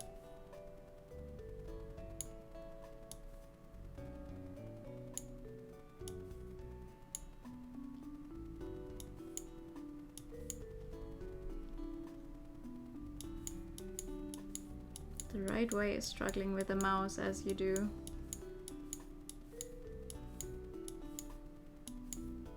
Oh god. Oh god. Oh no. Ah! Okay. Okay, we can do this. It almost looks like you, Mila. Almost. Perfect. Perfect. There we go. Yeah. Looks just like her. So we get an art stream after all.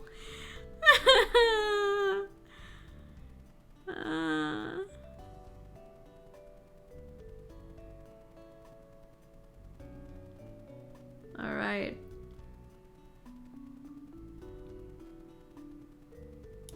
I think it's good. You're killing me with the mouse, really putting me to shame with those gaudy prawn games we played. Aw, come on. Here it is. Just don't throw it back at my face, alright? In my face, alright. Do you like it? Thank you, Kyle. Aww. You sure you really want this? Yes, I love it. I'm so happy. You know there's a little cafe downstairs? What would you say to grabbing a coffee or something? Kyle, let's skip the cafe. There's somewhere else I'd rather go. Oh, and where would that be? The roof of this building. The roof? This isn't exactly a skyscraper, you know? I don't think the view's gonna be that great. I'm not interested in the scenery. I just want to see the lighthouse up close. Right. Never thought that kind of thing would interest you. Still, if that's what you'd like to do, let's get going. Really? Thank you. Okay. You like rooftops.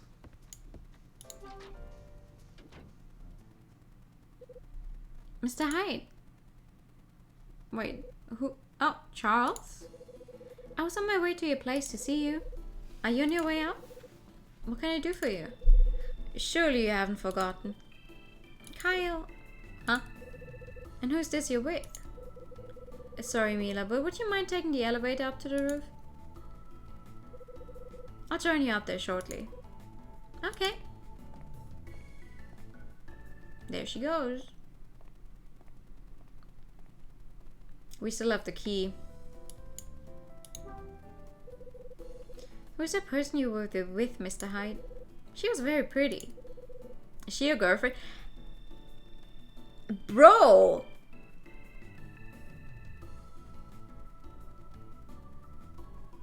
No!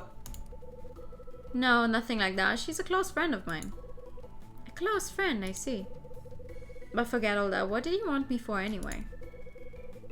I'd like you to return the spare key to room 205 as we agreed. Yeah, that makes sense. What? How do you look at her and then at me and you think, oh, yo, dude, Girlfriend, Here. And the spare key to room 205 back to Charles. I just hope Dylan does. Oh, no. No. No. She has been through enough. She doesn't need to meet any more weirdos. Mr. Hyde, so what do you think of room 205? Wasn't as special as I'd hoped. Just a bare floor and a whole lot of dust. The view's a lot better from my room too. Is that so? Well, Mr. Hyde, I must be going.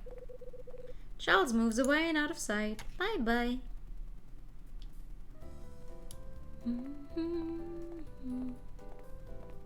Wait, do I also use the elevator? I've never used the elevator before.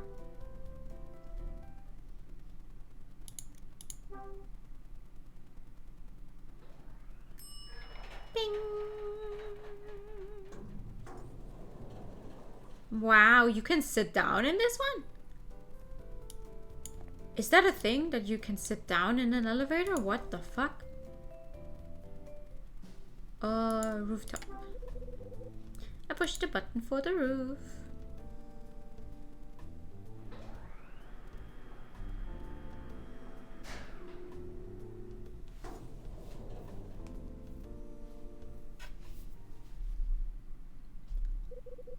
Now where's Mila got to?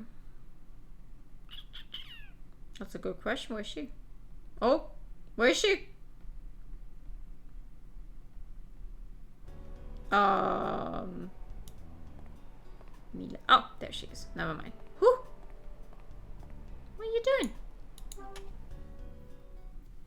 Mila. Kyle. So what do you think of the lighthouse? To be honest, it looked a lot bigger from the ground. It's actually pretty small when you see it up close.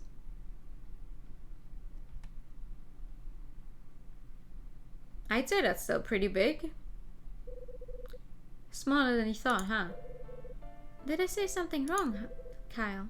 No, it's not that. I was just thinking about something. What were you thinking about? Just that when I first came up here to see the lighthouse, I thought the same thing. That's quite a coincidence. Sure is. Say, Kyle, why is there a lighthouse on top of this building anyway? 13 years back, this place used to be known as Hotel Cape West. I guess they were aiming for something that made it sound a little more coastal. So they figured throwing a lighthouse on top would really exemplify that. So I suppose you could say the best use of the lighthouse is to guide people safely through the crowded streets of the city. Yeah, I guess you could say that. It's unusual to see her talk so much after the first game. Yeah. I'm just wondering, like, I thought the same after the first game, but her being in a coma for 10 years, I'm guessing technically, like, her brain is not up to what people her age would usually act like, right? She's missing 10 years. 10 years that you would usually spend gaining a lot of experiences going from a child to an adult. So now I think about it, when I arrived in this town 4 years ago, I came across the lighthouse and something just felt different. I didn't even bother looking at any other places. I just knew I had to live here. Kyle. Yeah? Is there something on your mind? Why'd you ask? Do you ever worry about things or get lonely? Is there anything that's troubling you? What makes you say that, Mila? I don't know. It just came to me after seeing the lighthouse. She didn't even know. Yeah. I mean, she has a support system around now. She has people that do care for her and stuff, but still, it's gotta be hard to just get thrown back into the world after 10 years in a coma. Yeah, there's something on my mind that I'm not sure about. When I get lost in my thoughts, I sometimes feel like a boat drifting through the night. No lighthouse to beckon me in, just the menacing darkness and the waves. When I get like this, I just find myself counting the minutes till morning comes. Morning? Yeah. It doesn't matter how dark the nights are, there's always light at dawn. Always light at dawn. Right. There's no need for you to worry like this though, Mila. You're not alone. If you ever find yourself lost in the darkness, just remember morning is on its way. I'll always be here for you too. Kyle. Aww. If you head around to the other end of the roof, there's a good view of the city. Wanna take a look? Yes, please.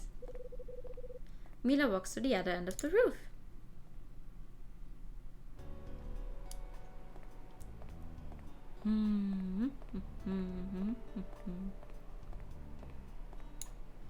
Hello.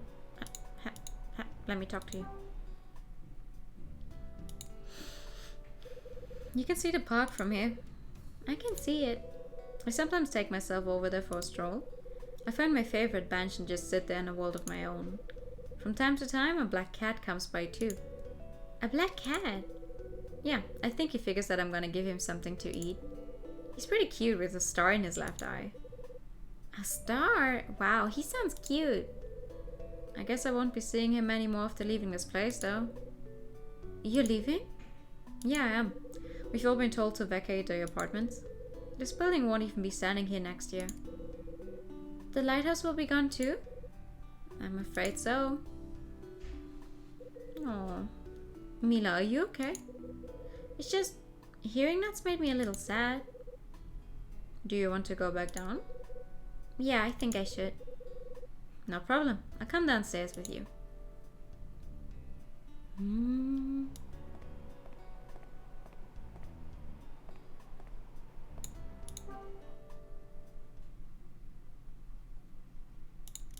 Alright. Enough floor. Wait, enough floor? Top floor. Oh, whatever. Yeah, time to go back down. So do we just go back to the second one? Probably. I pressed the elevator's second floor button.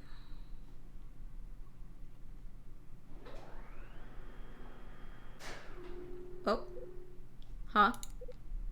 Oh no. Damn it, has this thing stopped?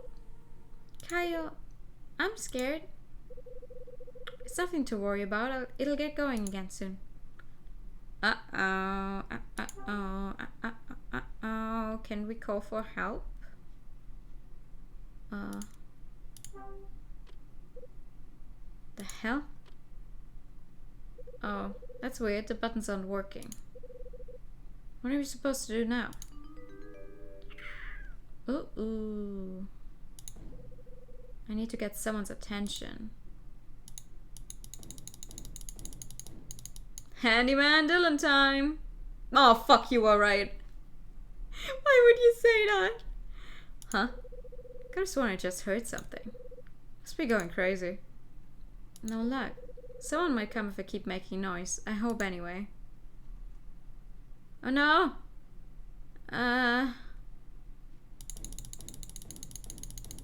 Hello? There it is again. Of course it's coming from the elevator. Better go check it out. I bet he sabotaged it! So he could... Oh no! Huh? The elevator starts moving again.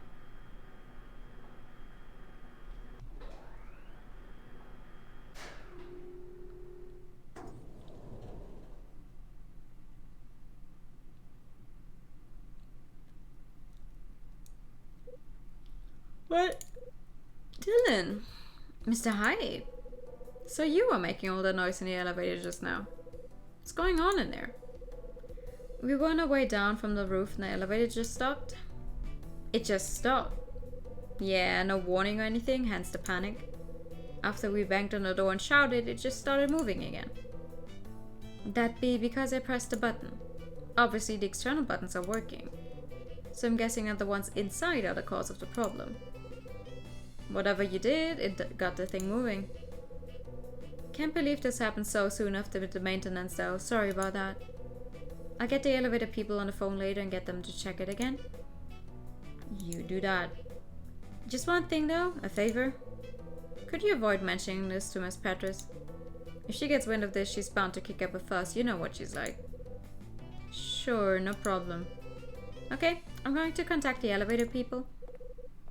Dylan marches away. Whoa! Huh, he completely ignored Mila. Surprising. Kyle, are you okay, Mila? I'm a little shaken, but I'm fine. Anyway, I really should go. Time to leave, eh? Aw. Perhaps Rachel will be with us the next time we meet. Be nice to catch up with her, too. Too bad that this is the last game the company ever made, which means we will never get to see them interact again. I'm so sad. Mila, I really like the characters. You write a fanfic, yes! Oh. Huh? Tony! Hotel Sunset! Oh hey, hi! You certainly know how to pick your moments to turn up. What's he so happy about? Hey dude! What's happening? I need your help. I haven't got any cash to spare. You literally just won $1,000. It's not about cash, man. I was just outside when the mailman was delivering this little package. There was no one else around, so I had to sign for it. A little package. Yeah, it's addressed to Mags. Thing is, I was wondering if you take it to her instead of me. Yeah, you still haven't... Yeah, you're still... not interacting with her. Sure, hand it over. Seriously? Yeah, you haven't got the rent for it yet anyway, right? Bingo! Didn't take you long to figure me out. I'll help you out this time, but get your act together and pay you the damn money. Yes, sir! So this is a small package. Thank you. Thank you. Oh yeah, that's a small package. I'll be sure it gets to her. I'm counting on you, man. Oh, while I remember. Don't tell me you want another favor? No, just wonder what you're doing this evening. I had plans, but they kind of fell through. Aw, and on Christmas Eve too. How about joining me for a drink then? I'll be honest, I don't like the idea of you sponging off me to drink all night. Come on, it's Christmas Eve. I have no plans to sponge anything off of you. Doubt. Anyway, keep yourself free this evening, you hear? I'll give you a shout out a little later. I've got to split now, hi. Bye. Tony makes his exit. Oh, we haven't even told him that we listened to his song and that we liked it. You know, listen to it on the radio, I mean.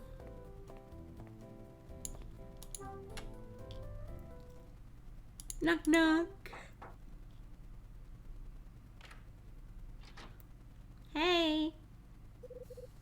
Mr. Hyde. Is there something I can help you with? I picked up a small package in a lobby that was addressed to you. Just thought I'd help it reach you safely. I see, that's very kind of you. Please do come inside. Why don't you just take it at the door? Why do I have to step into your... Okay.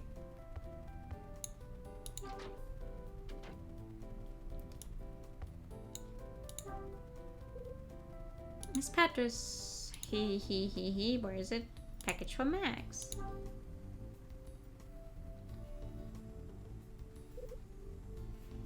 Here you go.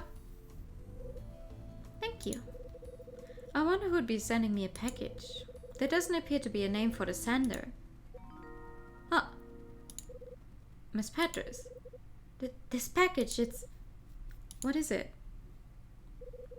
Max places a small package onto the table with shaking hands. Would you mind opening it for me, Mr. Hyde? I mean... Sure. No problem. Are you okay? Is this from the... from whoever is, what's the word? Pressuring you or something? On the table is a package addressed to Max. You want me to open it, right? Please. Why is she just shook up? There's a gold watch inside. Mr. Hyde, it's just a watch. A watch? Yeah, there was a watch inside the package. That's a relief. Just a watch. What did... Thank you, Mr. Hyde.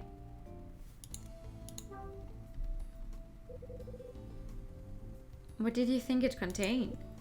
Well, Come on, Miss Petrus. Don't treat me like a fool. I beg your pardon? Come on, you refuse to open a package addressed to you, asking me to open it instead?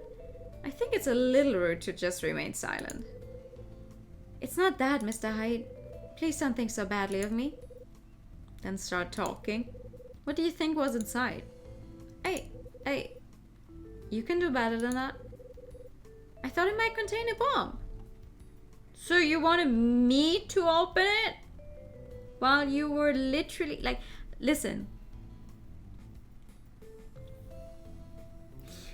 I don't know, like, it's one thing if you think there's a bomb in there to ask someone else to open it, but what would she have done if there had actually been a bomb in there?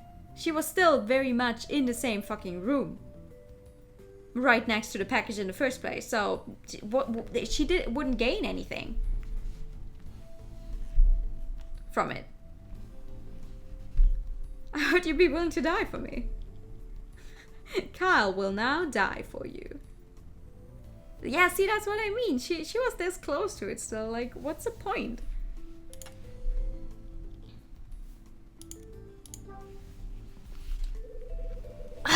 Why would anybody send you a bomb? And what gives with you making me open it? The ticking sound just got me thinking. Also what? Also, I recalled something else that happened. I received a troubling letter a while back. What kind of letter? Also, I'm fucking up her voice. This is not how I spoke her before. Here, take a look for yourself. Max retrieves a letter from a nearby drawer and hands it to me. Ignore this warning and you'll face the consequences. You see, I have my reasons for jumping to such conclusions, especially with a threat like this. I thought it was somebody's idea of a joke at first and tore it up. But when I saw the lack of a sender on that package just now, this letter just came back to me in a flash. Yeah, kill off the one tenant that fills your faces rent. There are all sorts of people living in this world, Mr. Hyde. People who won't think twice before resorting to the most extreme measures just to secure a place like this. They don't care about the people they intimidate. You got that right. I apologize, Mr. Hyde. I didn't mean for you to see me in this state. Oh yes, Mr. Hyde. Who was the charming young lady who paid you a visit today? How did every fucking person see Mila? Hello? I'm very keen to know. How did you know I'd received a visitor? I met her while she was in the lobby. She's very pretty, and every single one was like, oh, she's very pretty. She is very pretty. But she's mine. She's my baby. My baby. Do not go touching my baby. I just thought that it was a tad unusual for you to be entertaining a young lady. Meaning what exactly? There's no need to get so defensive, Mr. Hyde. I was just curious. I wasn't out to cause any offense. I have absolutely no interest in giving any advice on who I should or shouldn't. We're not. I can't do this. I cannot do this in Uvo voice. But we're not fucking dating. Why does everyone think we're dating? Excuse me.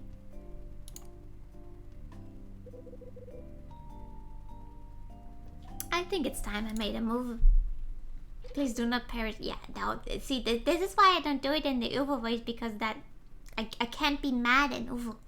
I can't be mad in Uvo because that's going to hurt. I leave Mag's room. It's funny because he doesn't actually tell anyone ever that they're not actually dating. He's just like, oh, I'm just going to ignore everyone making weird comments. But that's just going to make it worse because the people just going to stand there like, huh, so he didn't deny it. He could be dating her. Like, stop making these comments, please.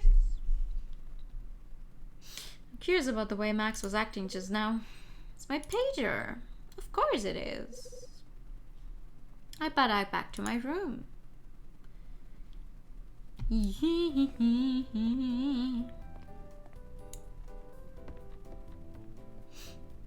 you deny and think that, then they're more likely to believe it. It's a lose. Yeah, no matter what he does, people are going to be weird about it. But I just don't understand what makes them think it's like an okayish thing to go to someone they don't know about. Like, oh, you had a friend from. You had a friend? What? You had a visit from a nice young lady. Are you perchance dating? Like, I do not know you that well. Can you please not make weird comments about my friends? Especially not the ones that look like they're like 20 years younger than I am. Wouldn't change anything anyways. If you know what you did, if you denied, you still did it. Yeah, I don't like it. I just don't like it. I just hope they're only saying it to like Kyle. They're only going up to Kyle and being like, hey, are you dating her? And not to her as well. I just hope they're not doing that. H doesn't matter with that stuff much anymore.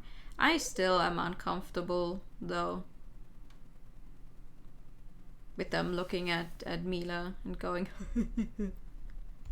yes, young girl, definitely should be dating her 30-something year old. Red Crown, how may I help you? Hi Rachel, it's me. Kyle, I've got something to tell you. Don't sweat it, I already know about Ed. So I guess you met with Mila then? Yeah, that's right. I'm glad you were able to see her.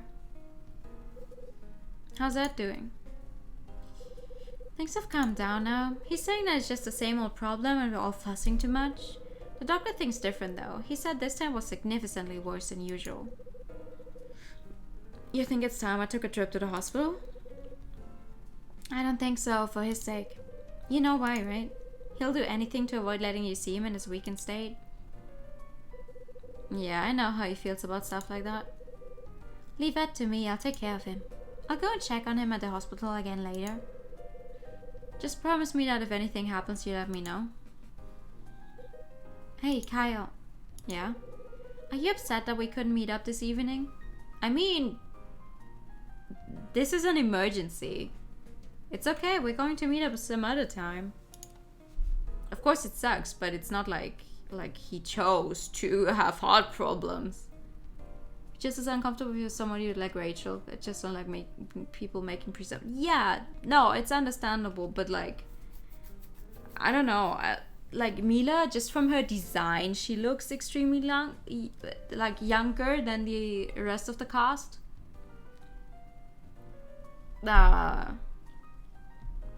I'm just not a big fan of people going, haha, you got a lady friend over, you dating? Don't do that. Right answer. Merry Christmas, Kyle. Merry Christmas to you too, Rachel. Man, she's working on Christmas, huh? Wait, they're saying Merry Christmas on the 24th? Yeah, I thought this was America. Mila's really young. Yeah. Listen, everyone can date who they want, kinda. Okay, okay, I shouldn't be saying it like that, but I don't know. I'm just not really a fan of big age gaps in like fiction.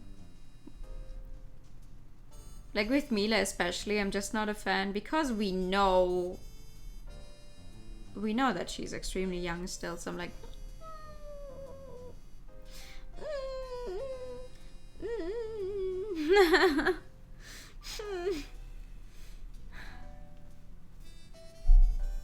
but then again, it's only a game. And it's only like those 2 or 3 offhanded comments that I'm just going to ignore from now on. My buzzer suddenly sounds. Who's that? She would legally be an adult in this game? Yeah, but also she was in a coma for 10 years. I think that counts for some time. Even if she's hello? Are you Kyle Hyde? That depends on who's asking. Yeah, that's me. I got a small package for you. Another package, huh? Who's it from? The label says Genie Hyde. Must be the one Mom sent. The others don't really know that fact though. Yeah, I know. I know though. Me, I know. I take the small package. So this is what she was talking about when she rang. I put the small package that just arrived on the table. Open it. What kind of things did she send me for Christmas? On the table is a small package that arrived from Mom. I take off the wrapping and open the box inside. Looks like Mom wrote me a card. Oh, the card reads, Merry Christmas. In this package are some very precious things from 25 years ago. Your father had been keeping them in his case. Take care. Love, Mom. Mom? The suitcase that Dad had in his possession the night he died 25 years ago. The tatty old case that I still use today. What does she mean? What used to be kept inside it? Oh, a key? Looks like a car key. What the hell's this? It's a car key, alright, but I don't have any particular memories about it. What would this be doing in Dad's case? Fuck around, find out. It's a Christmas card for my mom. That was sweet of her. Yeah. There's an old baseball. Can't believe she still held on to this old thing. This is the same ball I used to throw around when I was a kid. Now I think about it, it was the ball Dad and I used to play catch with in the park. Well, that's an old ball then. Something left to me by Dad. This is pretty heavy even for me. Who'd have thought he'd give me a Christmas present?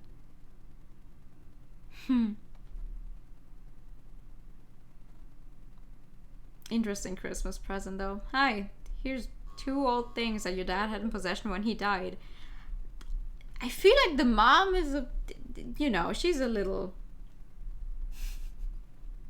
First she's like, oh, Merry Christmas, you're not the same age as your dad was when he was killed, and now she sends me stuff that he had with him the same night he was killed. Like, I get it. My dad is dead. Thank you, Mom. My puzzle suddenly sounds. Again? She's nostalgic. Yeah, but it's a little... I don't know what to think about it. Who is it this time?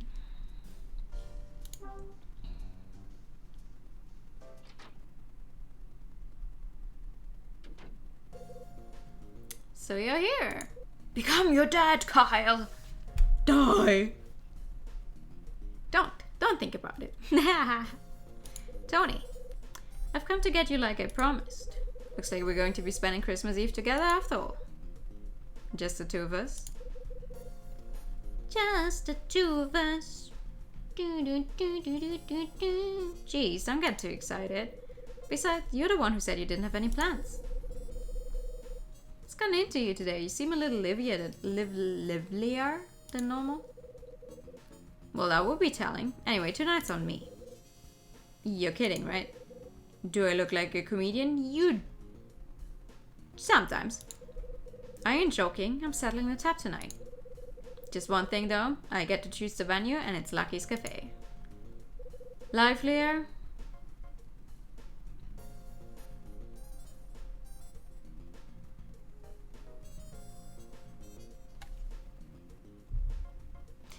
Okay. Okay. That's fair. Yeah. That makes sense. Hold on. My phone is dying. I don't like that. Learning words usually only seen in writing with new it. Fuck yeah, dude. So it's settled. I'll see you later, Lucky's. Okay, bye. Tony leaves the room. His offer seems genuine. The least I can do is turn up, I suppose. Man, you know what I'm glad that for some reason has never shown up as a word on stream so far? Mischievous. I am so glad that one has never shown up in a game. At least not that I can remember.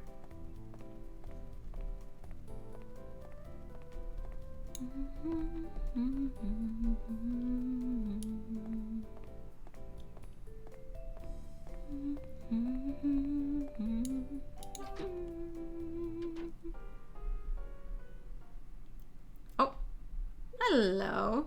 Huh? What's happening? This looks like Tony's a no-show. Hi, Mr. Hyde. Welcome to Lucky's Cafe. Hey, did Dad invite you here too? No, Tony did. Tony? Yeah, I couldn't believe it either, especially when he said he'd cover the bill. He's got a nerve. Like he can offer to pay for other people. She says, smiling. Steady there, what's he done? Well, offering to pay for you when he can't even settle his own tab here? Claire. Hi, Sydney. Tony's a valued customer of ours, and don't you forget it. And don't go bothering Mr. Hyde with stuff like that. Dad. Yeah, okay, if you say so. But even you have to admit it's true, though. Why do you let him keep a tab anyway? None of the other customers get one. It's not just that either. You invited him here tonight and told him it'd be on the house. That's right, I did. It's Christmas Eve, for crying out loud. If I want to spread a little happiness on the night before Christmas, I have every right. Oh, you do whatever you want. Even though I know how this pronounces regularly. Oh. In before he tried to set Kyle up for a low-key date with Claire. I don't think he would do that. Would be cool, but I don't think he would. Claire storms off. Oh, there she goes. There goes my maybe date. Sydney, truth is, I only came here tonight because Tony asked me to. He promised to cover my bill, too. He did? Says you he was talking about. That's quite amusing. What is? What's so funny? Well, it all makes sense now. It does. I told him that if he didn't have any plans, he should drink here on the house. That's when he asked me. He asked if he could bring a friend too. I must admit, I half expected him to drag some young lady in here. Turned out to be you, though. Guess he must have softened to him a bit now then, am I right? He's a crafty one, alright. What makes you think I even like the guy? Are you saying you don't? I just figured you two would get along. Have you heard any of his music, Mr. Hyde? Yeah, heard one song just a while ago. What do you think of it? It was pretty good. The kind of song that just sticks in your mind. I see. I thought you enjoy his music. Just between you and me, I'm kind of a fan. I've listened to his stuff when he was popular and even when he wasn't. So perhaps when Claire says I got a little easy on the guys, she may have a point. Sydney, I guess what I'm trying to say is that I believe in a guy. He's got talent. I know that he'd go on to touch the hearts of millions with his music. Does Tony know you're his #1 fan? No, he has no idea. And if he ever hears about it, he'll no doubt get the wrong impression. Real fans, Mr. Hyde, don't need to make themselves known to the artist. Aww. They're happy to observe them from afar. They just sit back and wait for the music. Sydney, you're a real cool guy, you know that? Yeah, I know you're just having a laugh at me now. No, genuinely though. He's a real cool dude. Not at all, I'm being serious. Tony's a lucky guy if his fans are anything like you. Well then, I'll just take that as a compliment. Anyway, just enjoy the evening and drink all you want. Okay, but I'll be paying my way like a regular customer. What are you talking about? I've already said tonight's on me. After all, this could be the last chance the two of you have to grab a drink here. Come on, I insist. Guess there's no sense arguing with you. I guess Tony will be here any minute. I'll come back around then. Sure. Before I forget, would you mind choosing something from the jukebox? Pick anything you like. It'll make a change from me picking the music all the time. No problem. Hardly wait to look at being a fan. Absolutely. I like that view of his. After making his request, Sydney moves away. Okay, so I get to choose a song? What do we have? The jukebox is illuminated with all manner of colored neon lights. Gotta pick something good. Nothing like a bit of pressure. Okay, what do we have? No. No. No.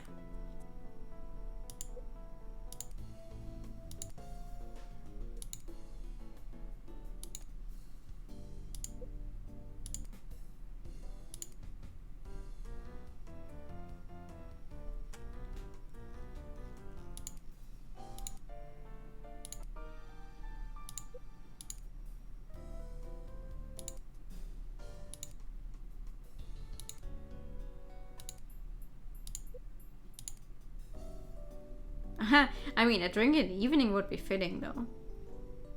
Let's play a drink in the evening. That's fitting. Oh, thank you. Thank you for the higher time. And the posture check. Hold on, let's see. Yeah, we are getting some good ones tonight. This should do the trick. So what do I do? Do I just wait? Oh, maybe I should sit down. Can I?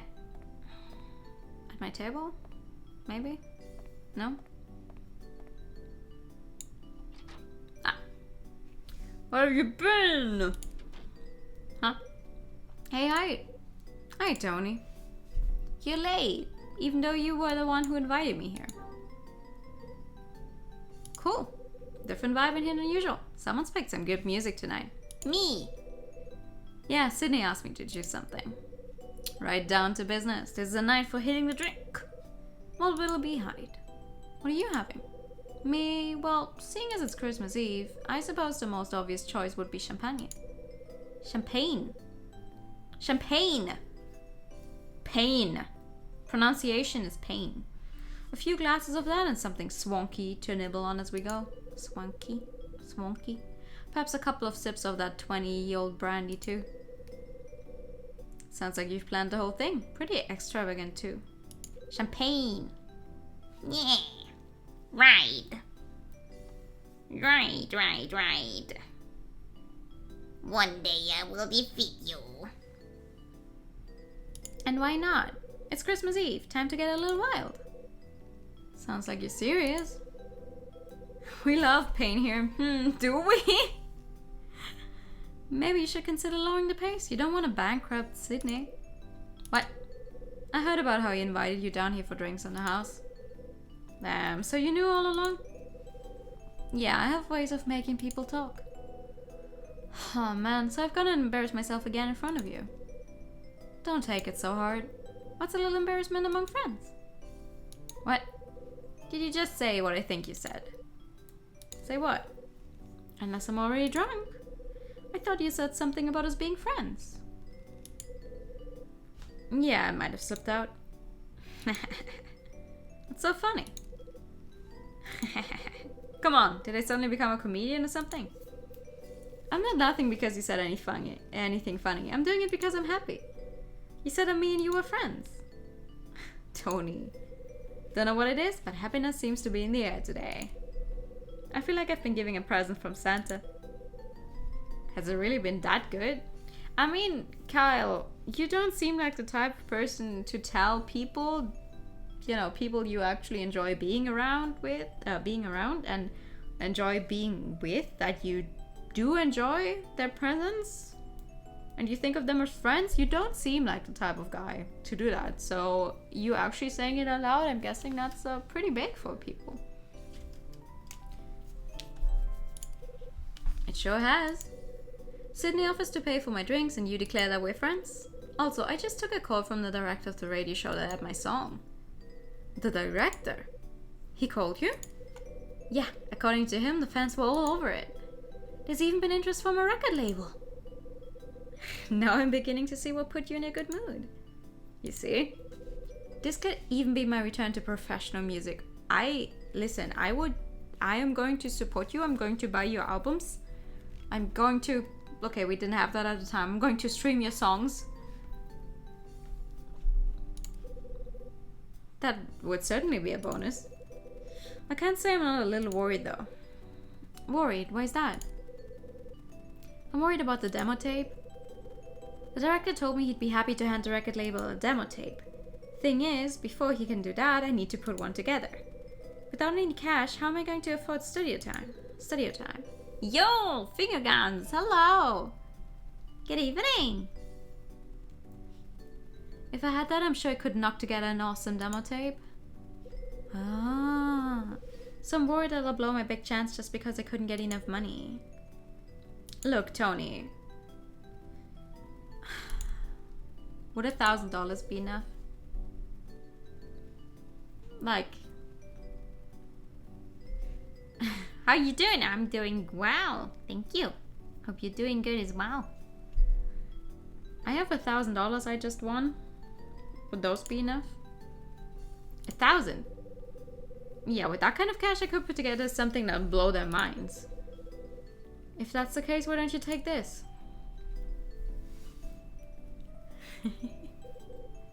Are you serious? But this is... It's a check for $1,000 and it's bona fide. I don't know how you actually say that. Bona fide?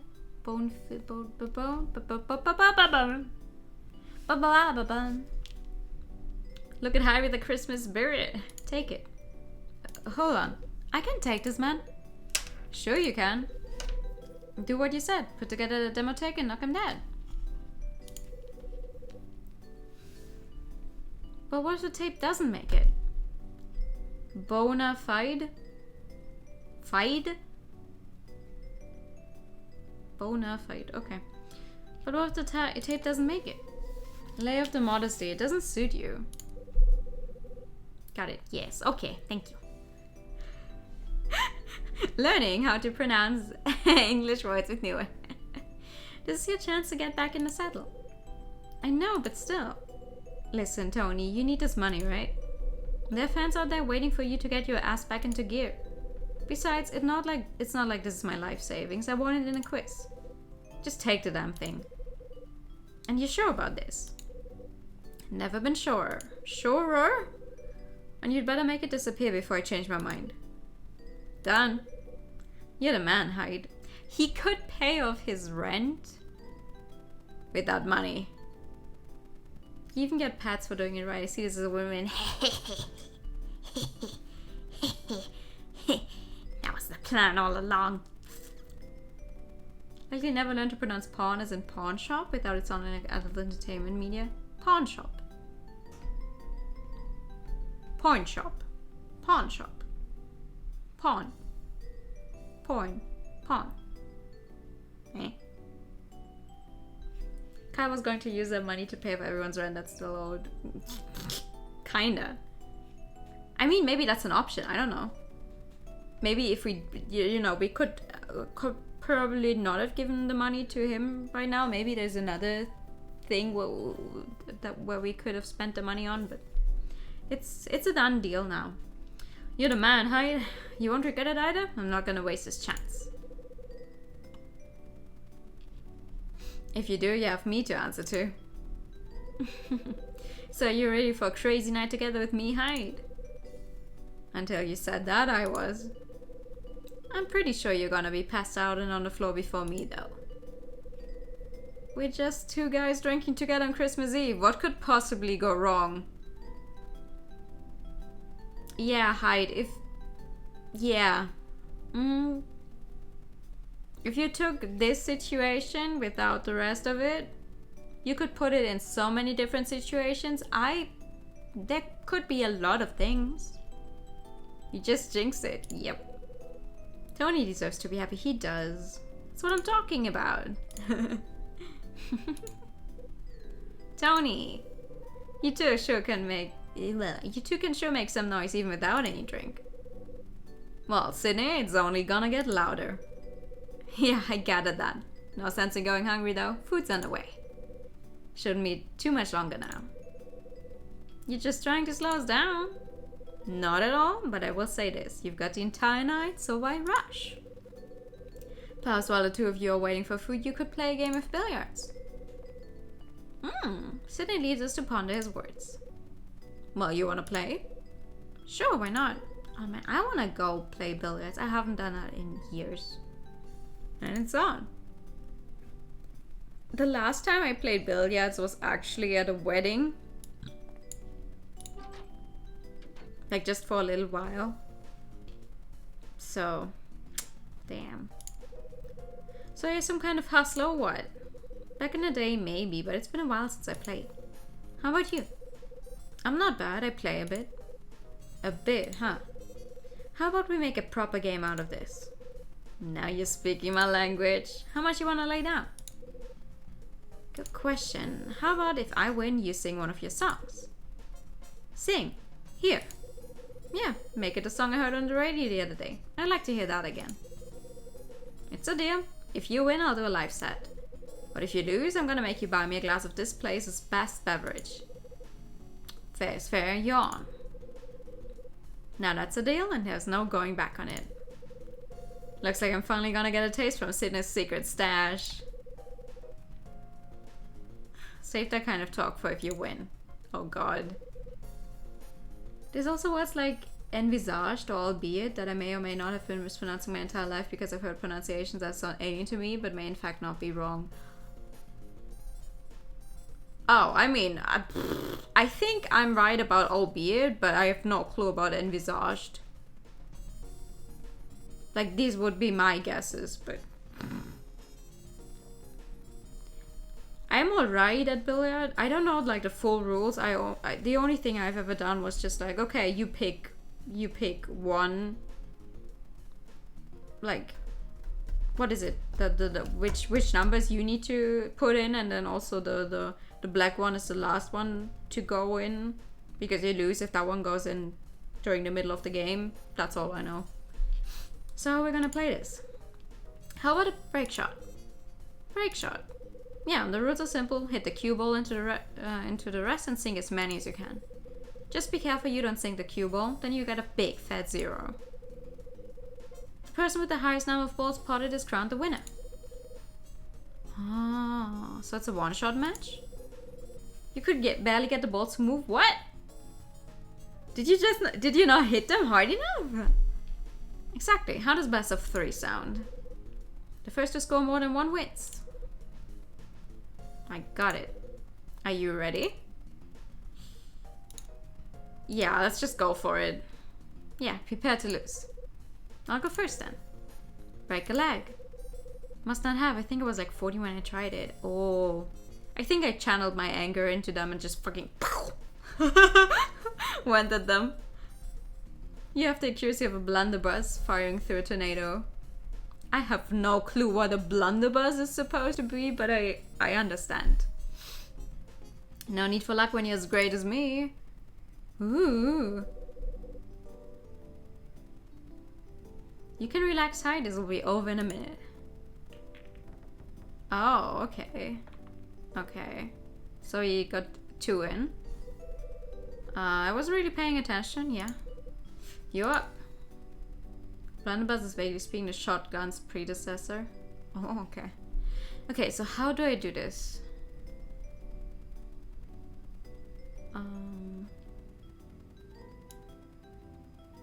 Oh, okay.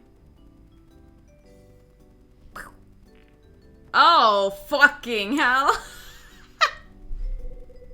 Guess that makes it a draw.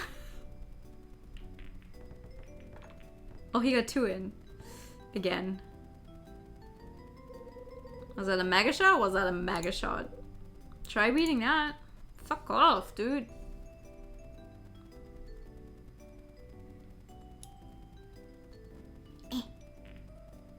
Ah! How hard do they want me to hit it? That's it? Oh yeah, Tony's the man. Fuck you.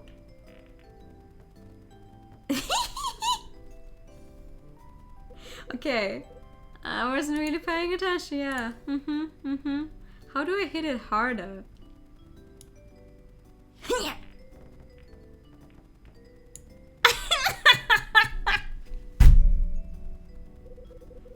Two draws and 1 loss. Guess that means I win. God damn it. Aww. You've killed it today, Hyde. I should have hit it extremely fucking hard the first time around. I'm so sad.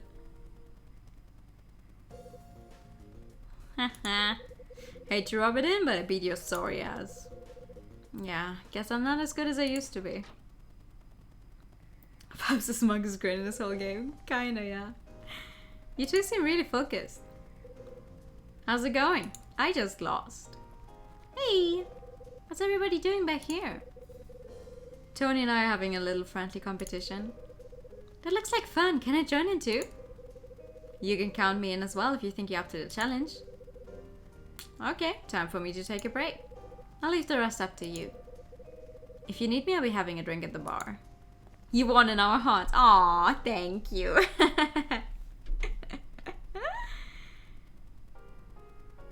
So, can I actually play with them? Oh. Let me see. So, Mr. Hyde, are you up to take me on? If you win, I'll crack open a bottle of finest vintage bourbon I've been keeping. What do you say? Yeah. What's the worst that can happen? I lose? Yeah, prepare to lose. Ah, the overconfidence of young youth. I go first. Go right ahead. I hope you're ready. Alright. Watch and learn. I don't think I was informed for that one. Your turn, Mr. Hyde.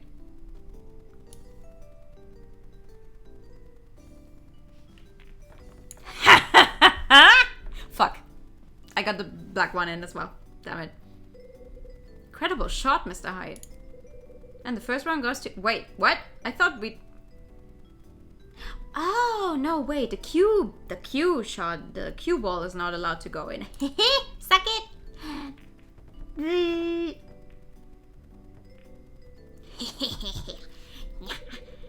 Hey, just wore me down one bit. Your turn, Mr. Hyde. Sure.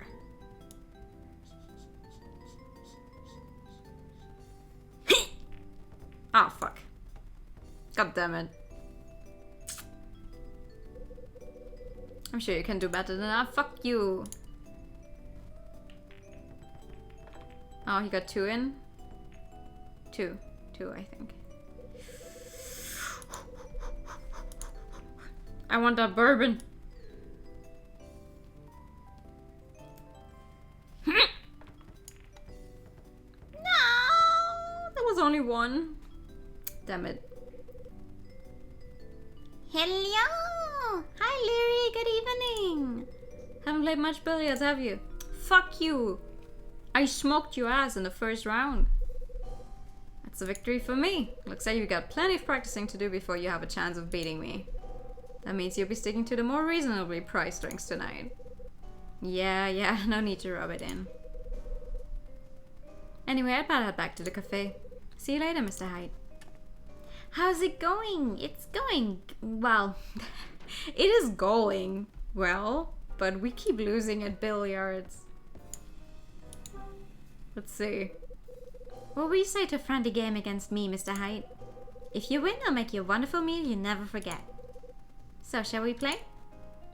Yeah, dude. Prepare to lose. That's fine, billiards is overrated. Great, hope you don't mind being beaten by a girl. Oh.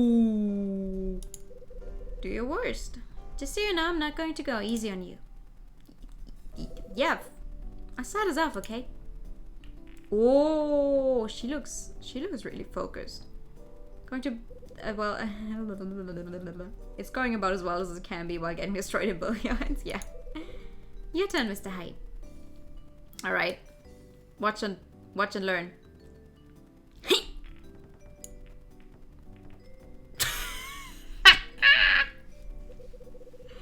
Gives me all of the updates. Fuck off. Don't patronize me. Oh my god. Oh my god. That was a good one.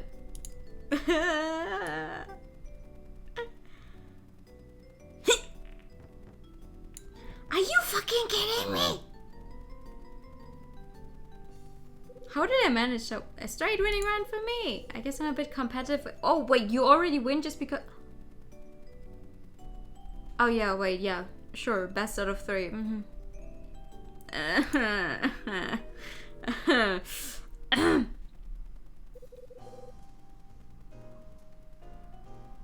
Looks like I'm the winner. Time to reload to save now that the practice runs are done. Oh yeah. Too bad I haven't saved since we started playing. I could have made save states. I'm stupid. You might want to go and get some practice before we play again. Can't have gotten this bad. Must be getting old.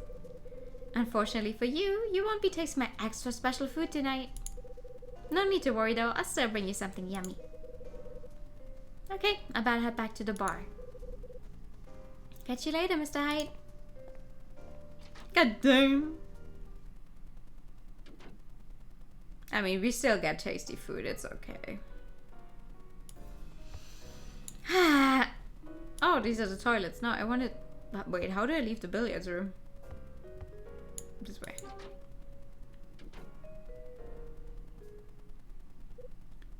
Huh? Huh? Huh? It's Will White. Oh, that's him. Listen, earlier how we looked at the picture album, but we didn't really see anything yet. I kept thinking, like, there's that guy on it that looks extremely familiar, but I couldn't place him. That's him, right? That it looks like him. I think this is the first time I've ever seen him in here. Huh?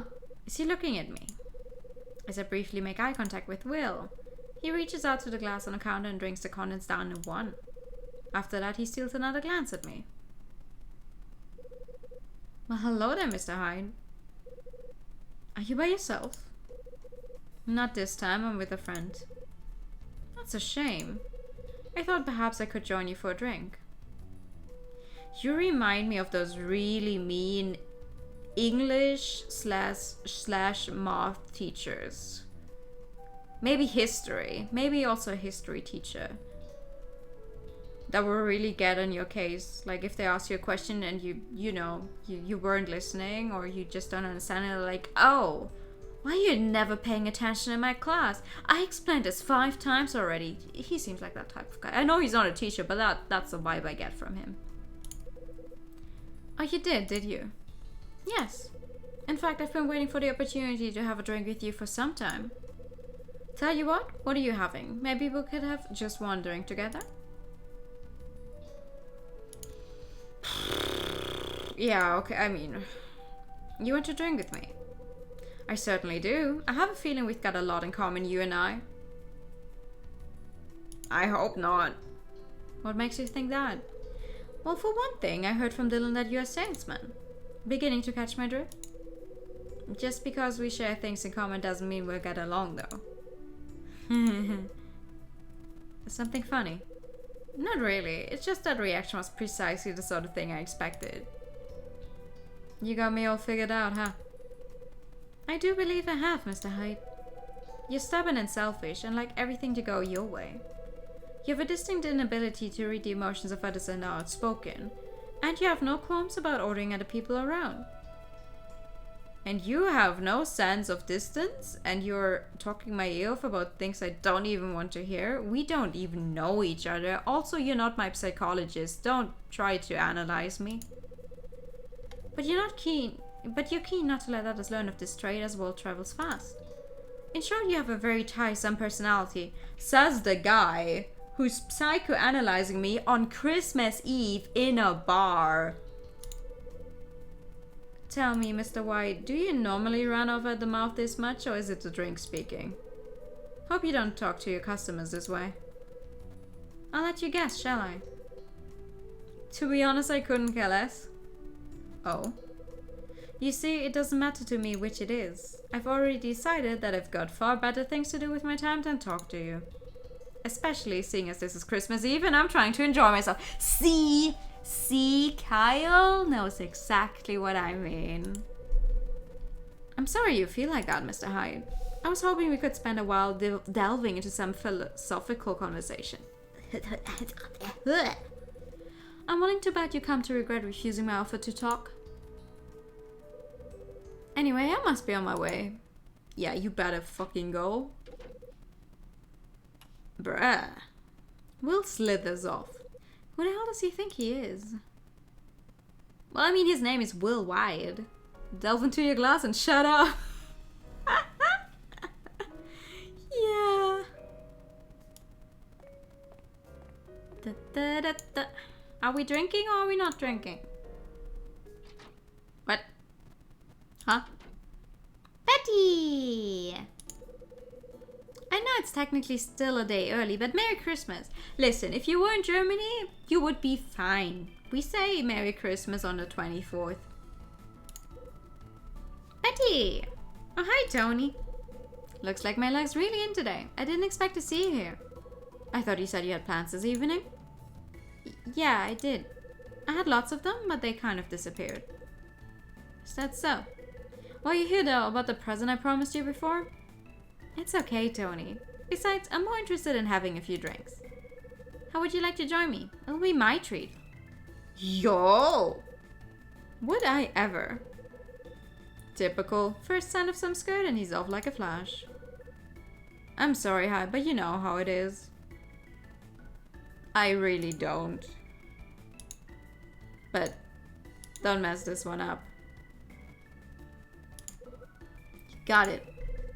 You have 3 days of Christmas. We only have Christmas Eve and Christmas Day. Yeah, we have like on the 24th, it's Christmas Eve, but we already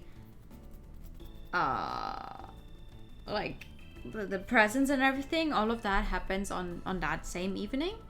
And then the 25th and the 26th are holidays. Yeah, but I couldn't tell you why. I can't even tell you why. It's just we already celebrate Christmas on the evening of the 24th. I've seen people actually do the presents and stuff like in the big morning of the 24th, which I personally find weird. I think it's a thing where you just slowly, towards the evening, you like do the whole thing. Like have a nice dinner, do your presents, talk with everyone and stuff, and then have just a nice relaxing evening. That kind of thing. That's what my family does, at least. And then it's like just eating a bunch of food over the course of the next week, because every day some other part of the family will be over and you keep making new food and there's still leftovers from the day before. But no, these people eat something different, so you need to make another big Christmas dish and another big Christmas dish and another big Christmas dish, and after the week you will feel like, you gain 20 kilos just by looking at the food. Also, for the sake of being able to spend some time with both sides of the family and then at home, that would make sense, yeah. Did I miss something? Do you already have plans? Me? Plans? Not a thing, baby. Okay, that's good. You had me worried for a second there. Anyway, do you know any good places? Sure do. Leave that to me. Okay. Just give me a moment, will you? Hey, hi. Can I ask you something? What is it? He doesn't know any places to go, do you? Does he? We usually have really good noodle salad on Christmas. Yeah, we have... Oh my god, I don't know what any of these are called, but like...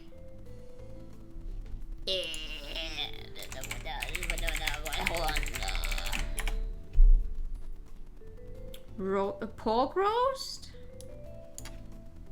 Or like a duck?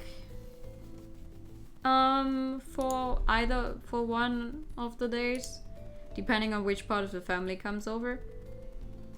So it's all just a lot of big food. So where are you taking her? I gave the impression I knew plenty of decent places, but the truth is, I can't think of one. You gotta help me out, man. Do you know anywhere decent? That's a tough one. How about taking her to the place we went to before? The atmosphere was pretty good, and you could play her your song.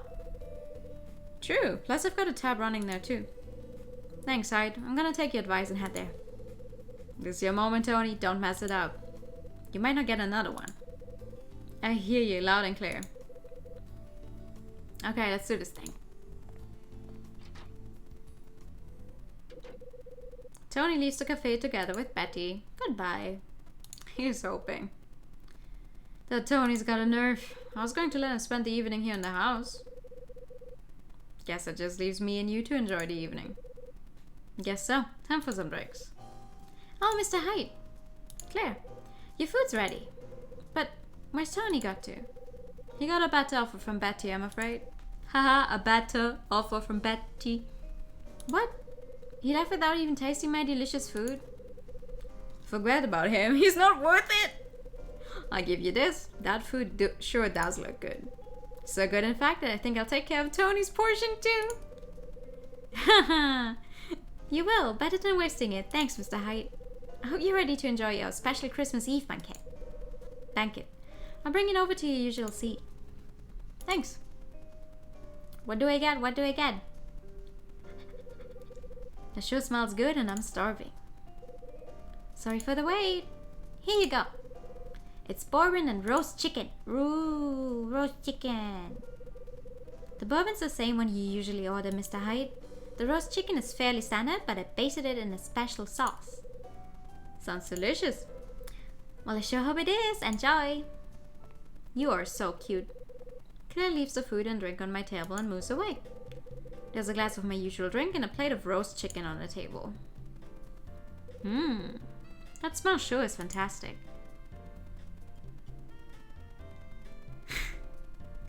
The fucking fries with the roast chicken though, oh my god.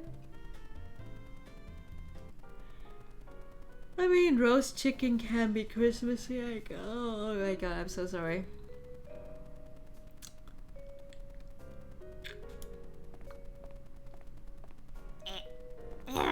Let me talk to you. I want more drink. Sine. Oh, Mr. Hyde. Still drinking, I see. Yeah. Claire not around? No, she said she had plans to meet up with a friend and went out. Looks like it's just you and me now. Oh, okay. So what do you say? Shall we have something to drink? Sounds like a plan to me. Sydney dims the cafe lights a little but leaves the counter well lit. He takes what appears to be some sort of special bottle from one of the shelves. Ayo! I didn't win against you though. It's a bottle of extra old brandy, the kind of stuff I've only drunk occasionally. It's got a smooth taste with a fruity aroma and real impact. Ooh. Sure, it'll get you drunk alright, but at least you'll be a sophisticated drunk. Sydney and I raise a toast and drink our fill of the exquisite brandy. It really is fantastic. You really know a good drink when you have one, Mr. Hyde. You're just like my ex-wife in that respect. Just you and me. Again, for real. Just you and me. And me and you. And she's not here. I said so. When we used to run his place together, we used to have a quiet drink, just the two of us, after closing time. Just the two of us. Why did the two of you separate? It wasn't her fault, it was mine. I was way too stubborn. I can see it so clearly now. But it's far too late to do anything about it now. Aw, looks like I'm getting lost in my thoughts a little here. By the way, have you ever heard a song called Promise? Can't say I have. I think this might be the perfect night to play it. The perfect night? Can't think of any better time than when you're alone on Christmas Eve. If you've never heard it before, you'll really get the most out of it tonight. Sydney places a single record on the counter. Oh. Okay. So, do I put it in? I take Sydney's record. Blah, blah, blah. Quite an old one you've got there. Yeah, it's all alright, but just brimming over with memories. There was only one copy of it at the shop I went to, and I was keen to buy it. Thing is, Claire's mom had gone there for the exact same reason. Let me guess, that's when you fell in love, right? Absolutely. It was love at first sight. Aww. What kind of woman was she? She was the best, at least the best for me. Do you still feel that way even though you're separated? Of course. What am I saying? You're pretty good at making me say the most embarrassing things, Mr. Hyde. Believe me, I'm not trying to. Another drink? I think I've reached my limit. Then it's probably time for me to shut this place up for the night. Thanks again, Sydney. I had a great time. Me too, Mr. Hyde. Me too. Aww. I wonder what kind of song the record I got from Sydney is. I mean, you can listen to it, probably.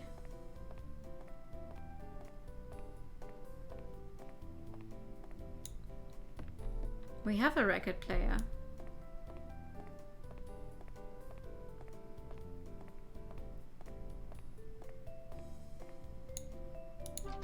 Spending Christmas Eve on your own is... people always make it out to be so lonely, but to be fair, it's just another day. It's a glorified day in a sense. You could be spending a nice time with family if you wanted. Any other time of the day as well. My record player is on top of this cabinet. Yeah, and I want you to put the song in there.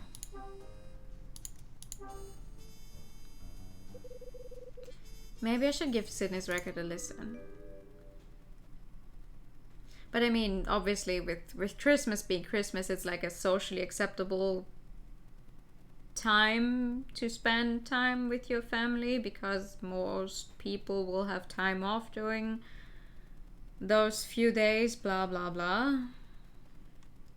But it's not pathetic to be spending it alone or anything. It's just another day. Oh yeah, it sure is going to play like this.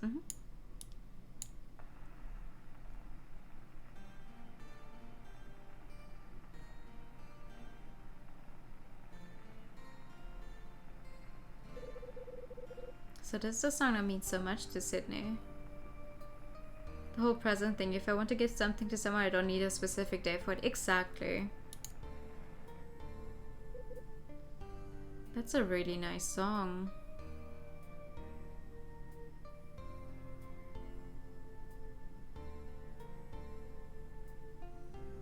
Promise, huh? Thank you so much for the follow. Welcome. Hope you have a good day. I don't want to keep going because I really like the song. It's going to stop. Kind of song that makes a person depressed if they listen to it alone. Oh no! Because the final Christmas Eve I'll be spending in this apartment. Okay, I think it's time I gathered my thoughts about all that's happened. Oh, end of chapter. Alright. The morning of December 24th, I walked into town, heard the festive songs, and returned home. Then my buzzer went. I opened the door and saw someone waiting there. It was Mila. Right. I opened the door only to see Mila standing there. She told me that Al had been admitted to the hospital and Rachel was looking after him. Oh yeah, we're right on time this time, huh? Nice. After exchanging gifts with Mila, I suggested we go to the cafe. However, Mila said she'd rather take a look at something on the roof. What did Mila want to look at? The lighthouse. She said she wanted to see the lighthouse on the roof up close. We headed up to the roof to do some sightseeing. It was the first time we chatted properly in ages. After Mila went home, I met Tony in the lobby and took a small package from him. The package was addressed to Max and I took it to her in person. As soon as she saw it, she started shaking and asked me to open it instead. What was it that Max thought the package might contain? A bomb? A chicken? A chicken? Right, she thought that the package might contain a bomb of some sort. She went on to tell me about why she thought a bomb might be inside. Apparently she'd received a threat in the form of a letter in the past. I called Rachel once I got back to my room. Once I heard Ad's condition had improved, I relaxed a little. I took a look at the package that Mom had sent. What was it I found inside? A card, a baseball, and a key. There were several things in the package from Mom, a card, a baseball, and a key. The card explained that the other two items were from Dad's case. Tony invited me to Lucky's Cafe to share a few drinks with him in the evening. As it turns out, Sydney had already promised to treat Tony that evening anyway. We all ended up playing a few games of billiards. Who offered me a drink after that? Will. Will White. It was none other than Will White who offered his company over drinks. I declined and instead shared some drinks and conversation with Sydney until late. As the evening moves on, I listen to the record I got from Sydney. I reflect on the things that have happened over the last few days. Right after getting the notification that this place will be closed, certain facts about the building's past came to light. The fact that my dad is somehow connected to the events that happened here. I wonder what I feel when all the mysteries of the past are solved. I wonder what I'll find out about my dad. Your dad's dead. That's what you'll find out. Dun, dun, dun, dun.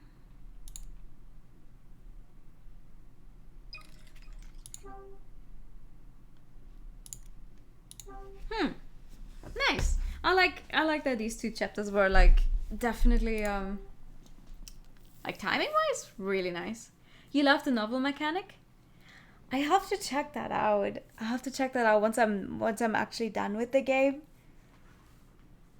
I want to see what that's like. Alright, let's see. Let's look at the beginning of chapter 8. It changes depending on what you do. It does?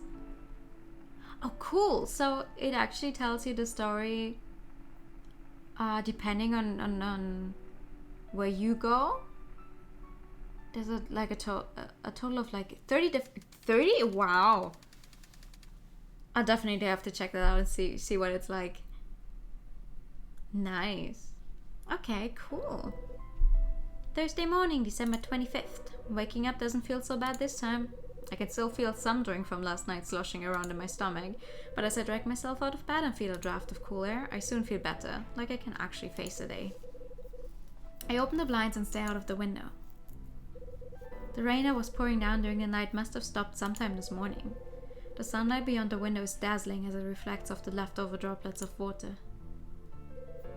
The still damp cityscape is strangely picturesque, like a scene from a film. I lean against the glass and take a moment to absorb what I'm seeing. Suddenly, the song that I heard last night, Promise, pops into my head for some reason. I pause. Why did it provoke such a nostalgic feeling in me when I heard it?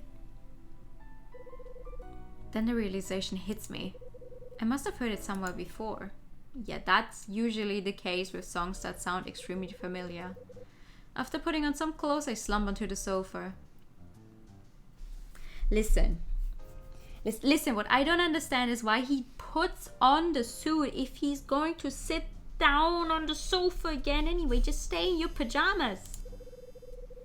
I try to unclutter my memories and recover the one that includes that song. At last, a memory from 25 years ago emerges and I recall the streets at night. That's it, the song I heard on the radio then. It was Promise. Oh. It was after Dad had been murdered and we'd moved to Manhattan. I awoke suddenly at night only to hear the sound made by the falling rain. I left my bed and slipped behind the curtain. If I stood on the tips of my toes, I could just about see through the window. The glass was slightly foggy, so I had to use the sleeve of my pajamas to wipe it. My sleeve was wet through, but I could finally see outside. What I saw was the purple-lit glow of the Manhattan night. I'd vowed that I wouldn't ever enjoy living there. I didn't know anyone, it was too cold, but for the first time I found something I appreciated about the place. I wanted my mom to see that view. I cautiously opened the door to the neighboring room. To my surprise, my mom was still awake and standing beside the window. Realization came to me in an instant. Mom had been staring at the same view as I had. I remember telling her that I thought it looked beautiful. Mom came over, wrapped her arms around me and just stood there beside me. There was a faint sound coming from the small radio Mom kept beside the bed. While holding me, my mom told me something. She said that my dad loved this song. As I looked up, my eyes met those of Mom, and for the first time since we arrived in that town, Mom looked different. Her eyes were brimming with tears, so that was how I knew that song. It was a song playing on the radio in our apartment. Oh man! That is depressing! That is what you want me to end on? Jesus Christ, game. That is an extremely depressing thought. Damn. Damn, okay, damn. Oh my god. Nobody forced you to start a chapter. Yeah, but like every time I get like a save towards the end of something and then it will automatically start playing the next thing. I don't like that to happen. I want to be able to save manually on my own and then start from there. Gotta start with it next time. I know, but that's just not me. He's an extremely depressed man, that's true. It's not extremely obvious most of the time, but like it's because he's so nonchalant about it. He's just like, oh yeah, you know, back when my dad died 25 years ago, and you're like, okay, your dad is dead. You've said that a lot, but he's very guarded and closed off. Yeah, definitely. I mean, to be fair, he was an officer, right? Like, he was a detective. I'm guessing everything kind of that has happened to him in the past would make him the kind of character he's. I really enjoy how he's written, though. I really, really enjoy how he's written. But this is where we're going to end tonight, because we're right on time. Actually, quick note. So you get some amazing protagonists. Actually, Hotel Dusk and this one are my first games from them. I have to see if I can play any of the others though, because if all of the writing is like this, I think I will enjoy them massively. Hours pass really quickly in the game. Sometimes isn't a subtle plot point that he spaces out instead of just game mechanics. Oh.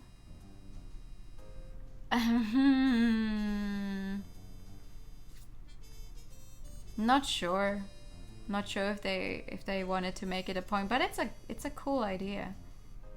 Another code is the one with the short-haired girl, isn't it? I feel like I've seen that before somewhere. Another code, like the name sounds familiar, definitely. The white-haired one, yeah. I think I've definitely seen the cover of it somewhere before. I have to look into it. Actually, another quick note. Friday stream, I'll have to move. I'm probably going to juggle. I'm probably going to try and put Meru on Sunday, and do, either stream tomorrow or like really late on Friday, because I was just informed like, oh, actually, big family plans on Friday, be there. And like, you're just going to assume I don't have plans, are you? Yep. So Friday stream is cursed, and this time it's not my fault actually. Fun, right? So we're just going to be juggling around streams a bit this week, I'm guessing. Just wanted to let you all know. I'll tweet once I know when I can actually do the stream though. Thank you for the pat. But for now,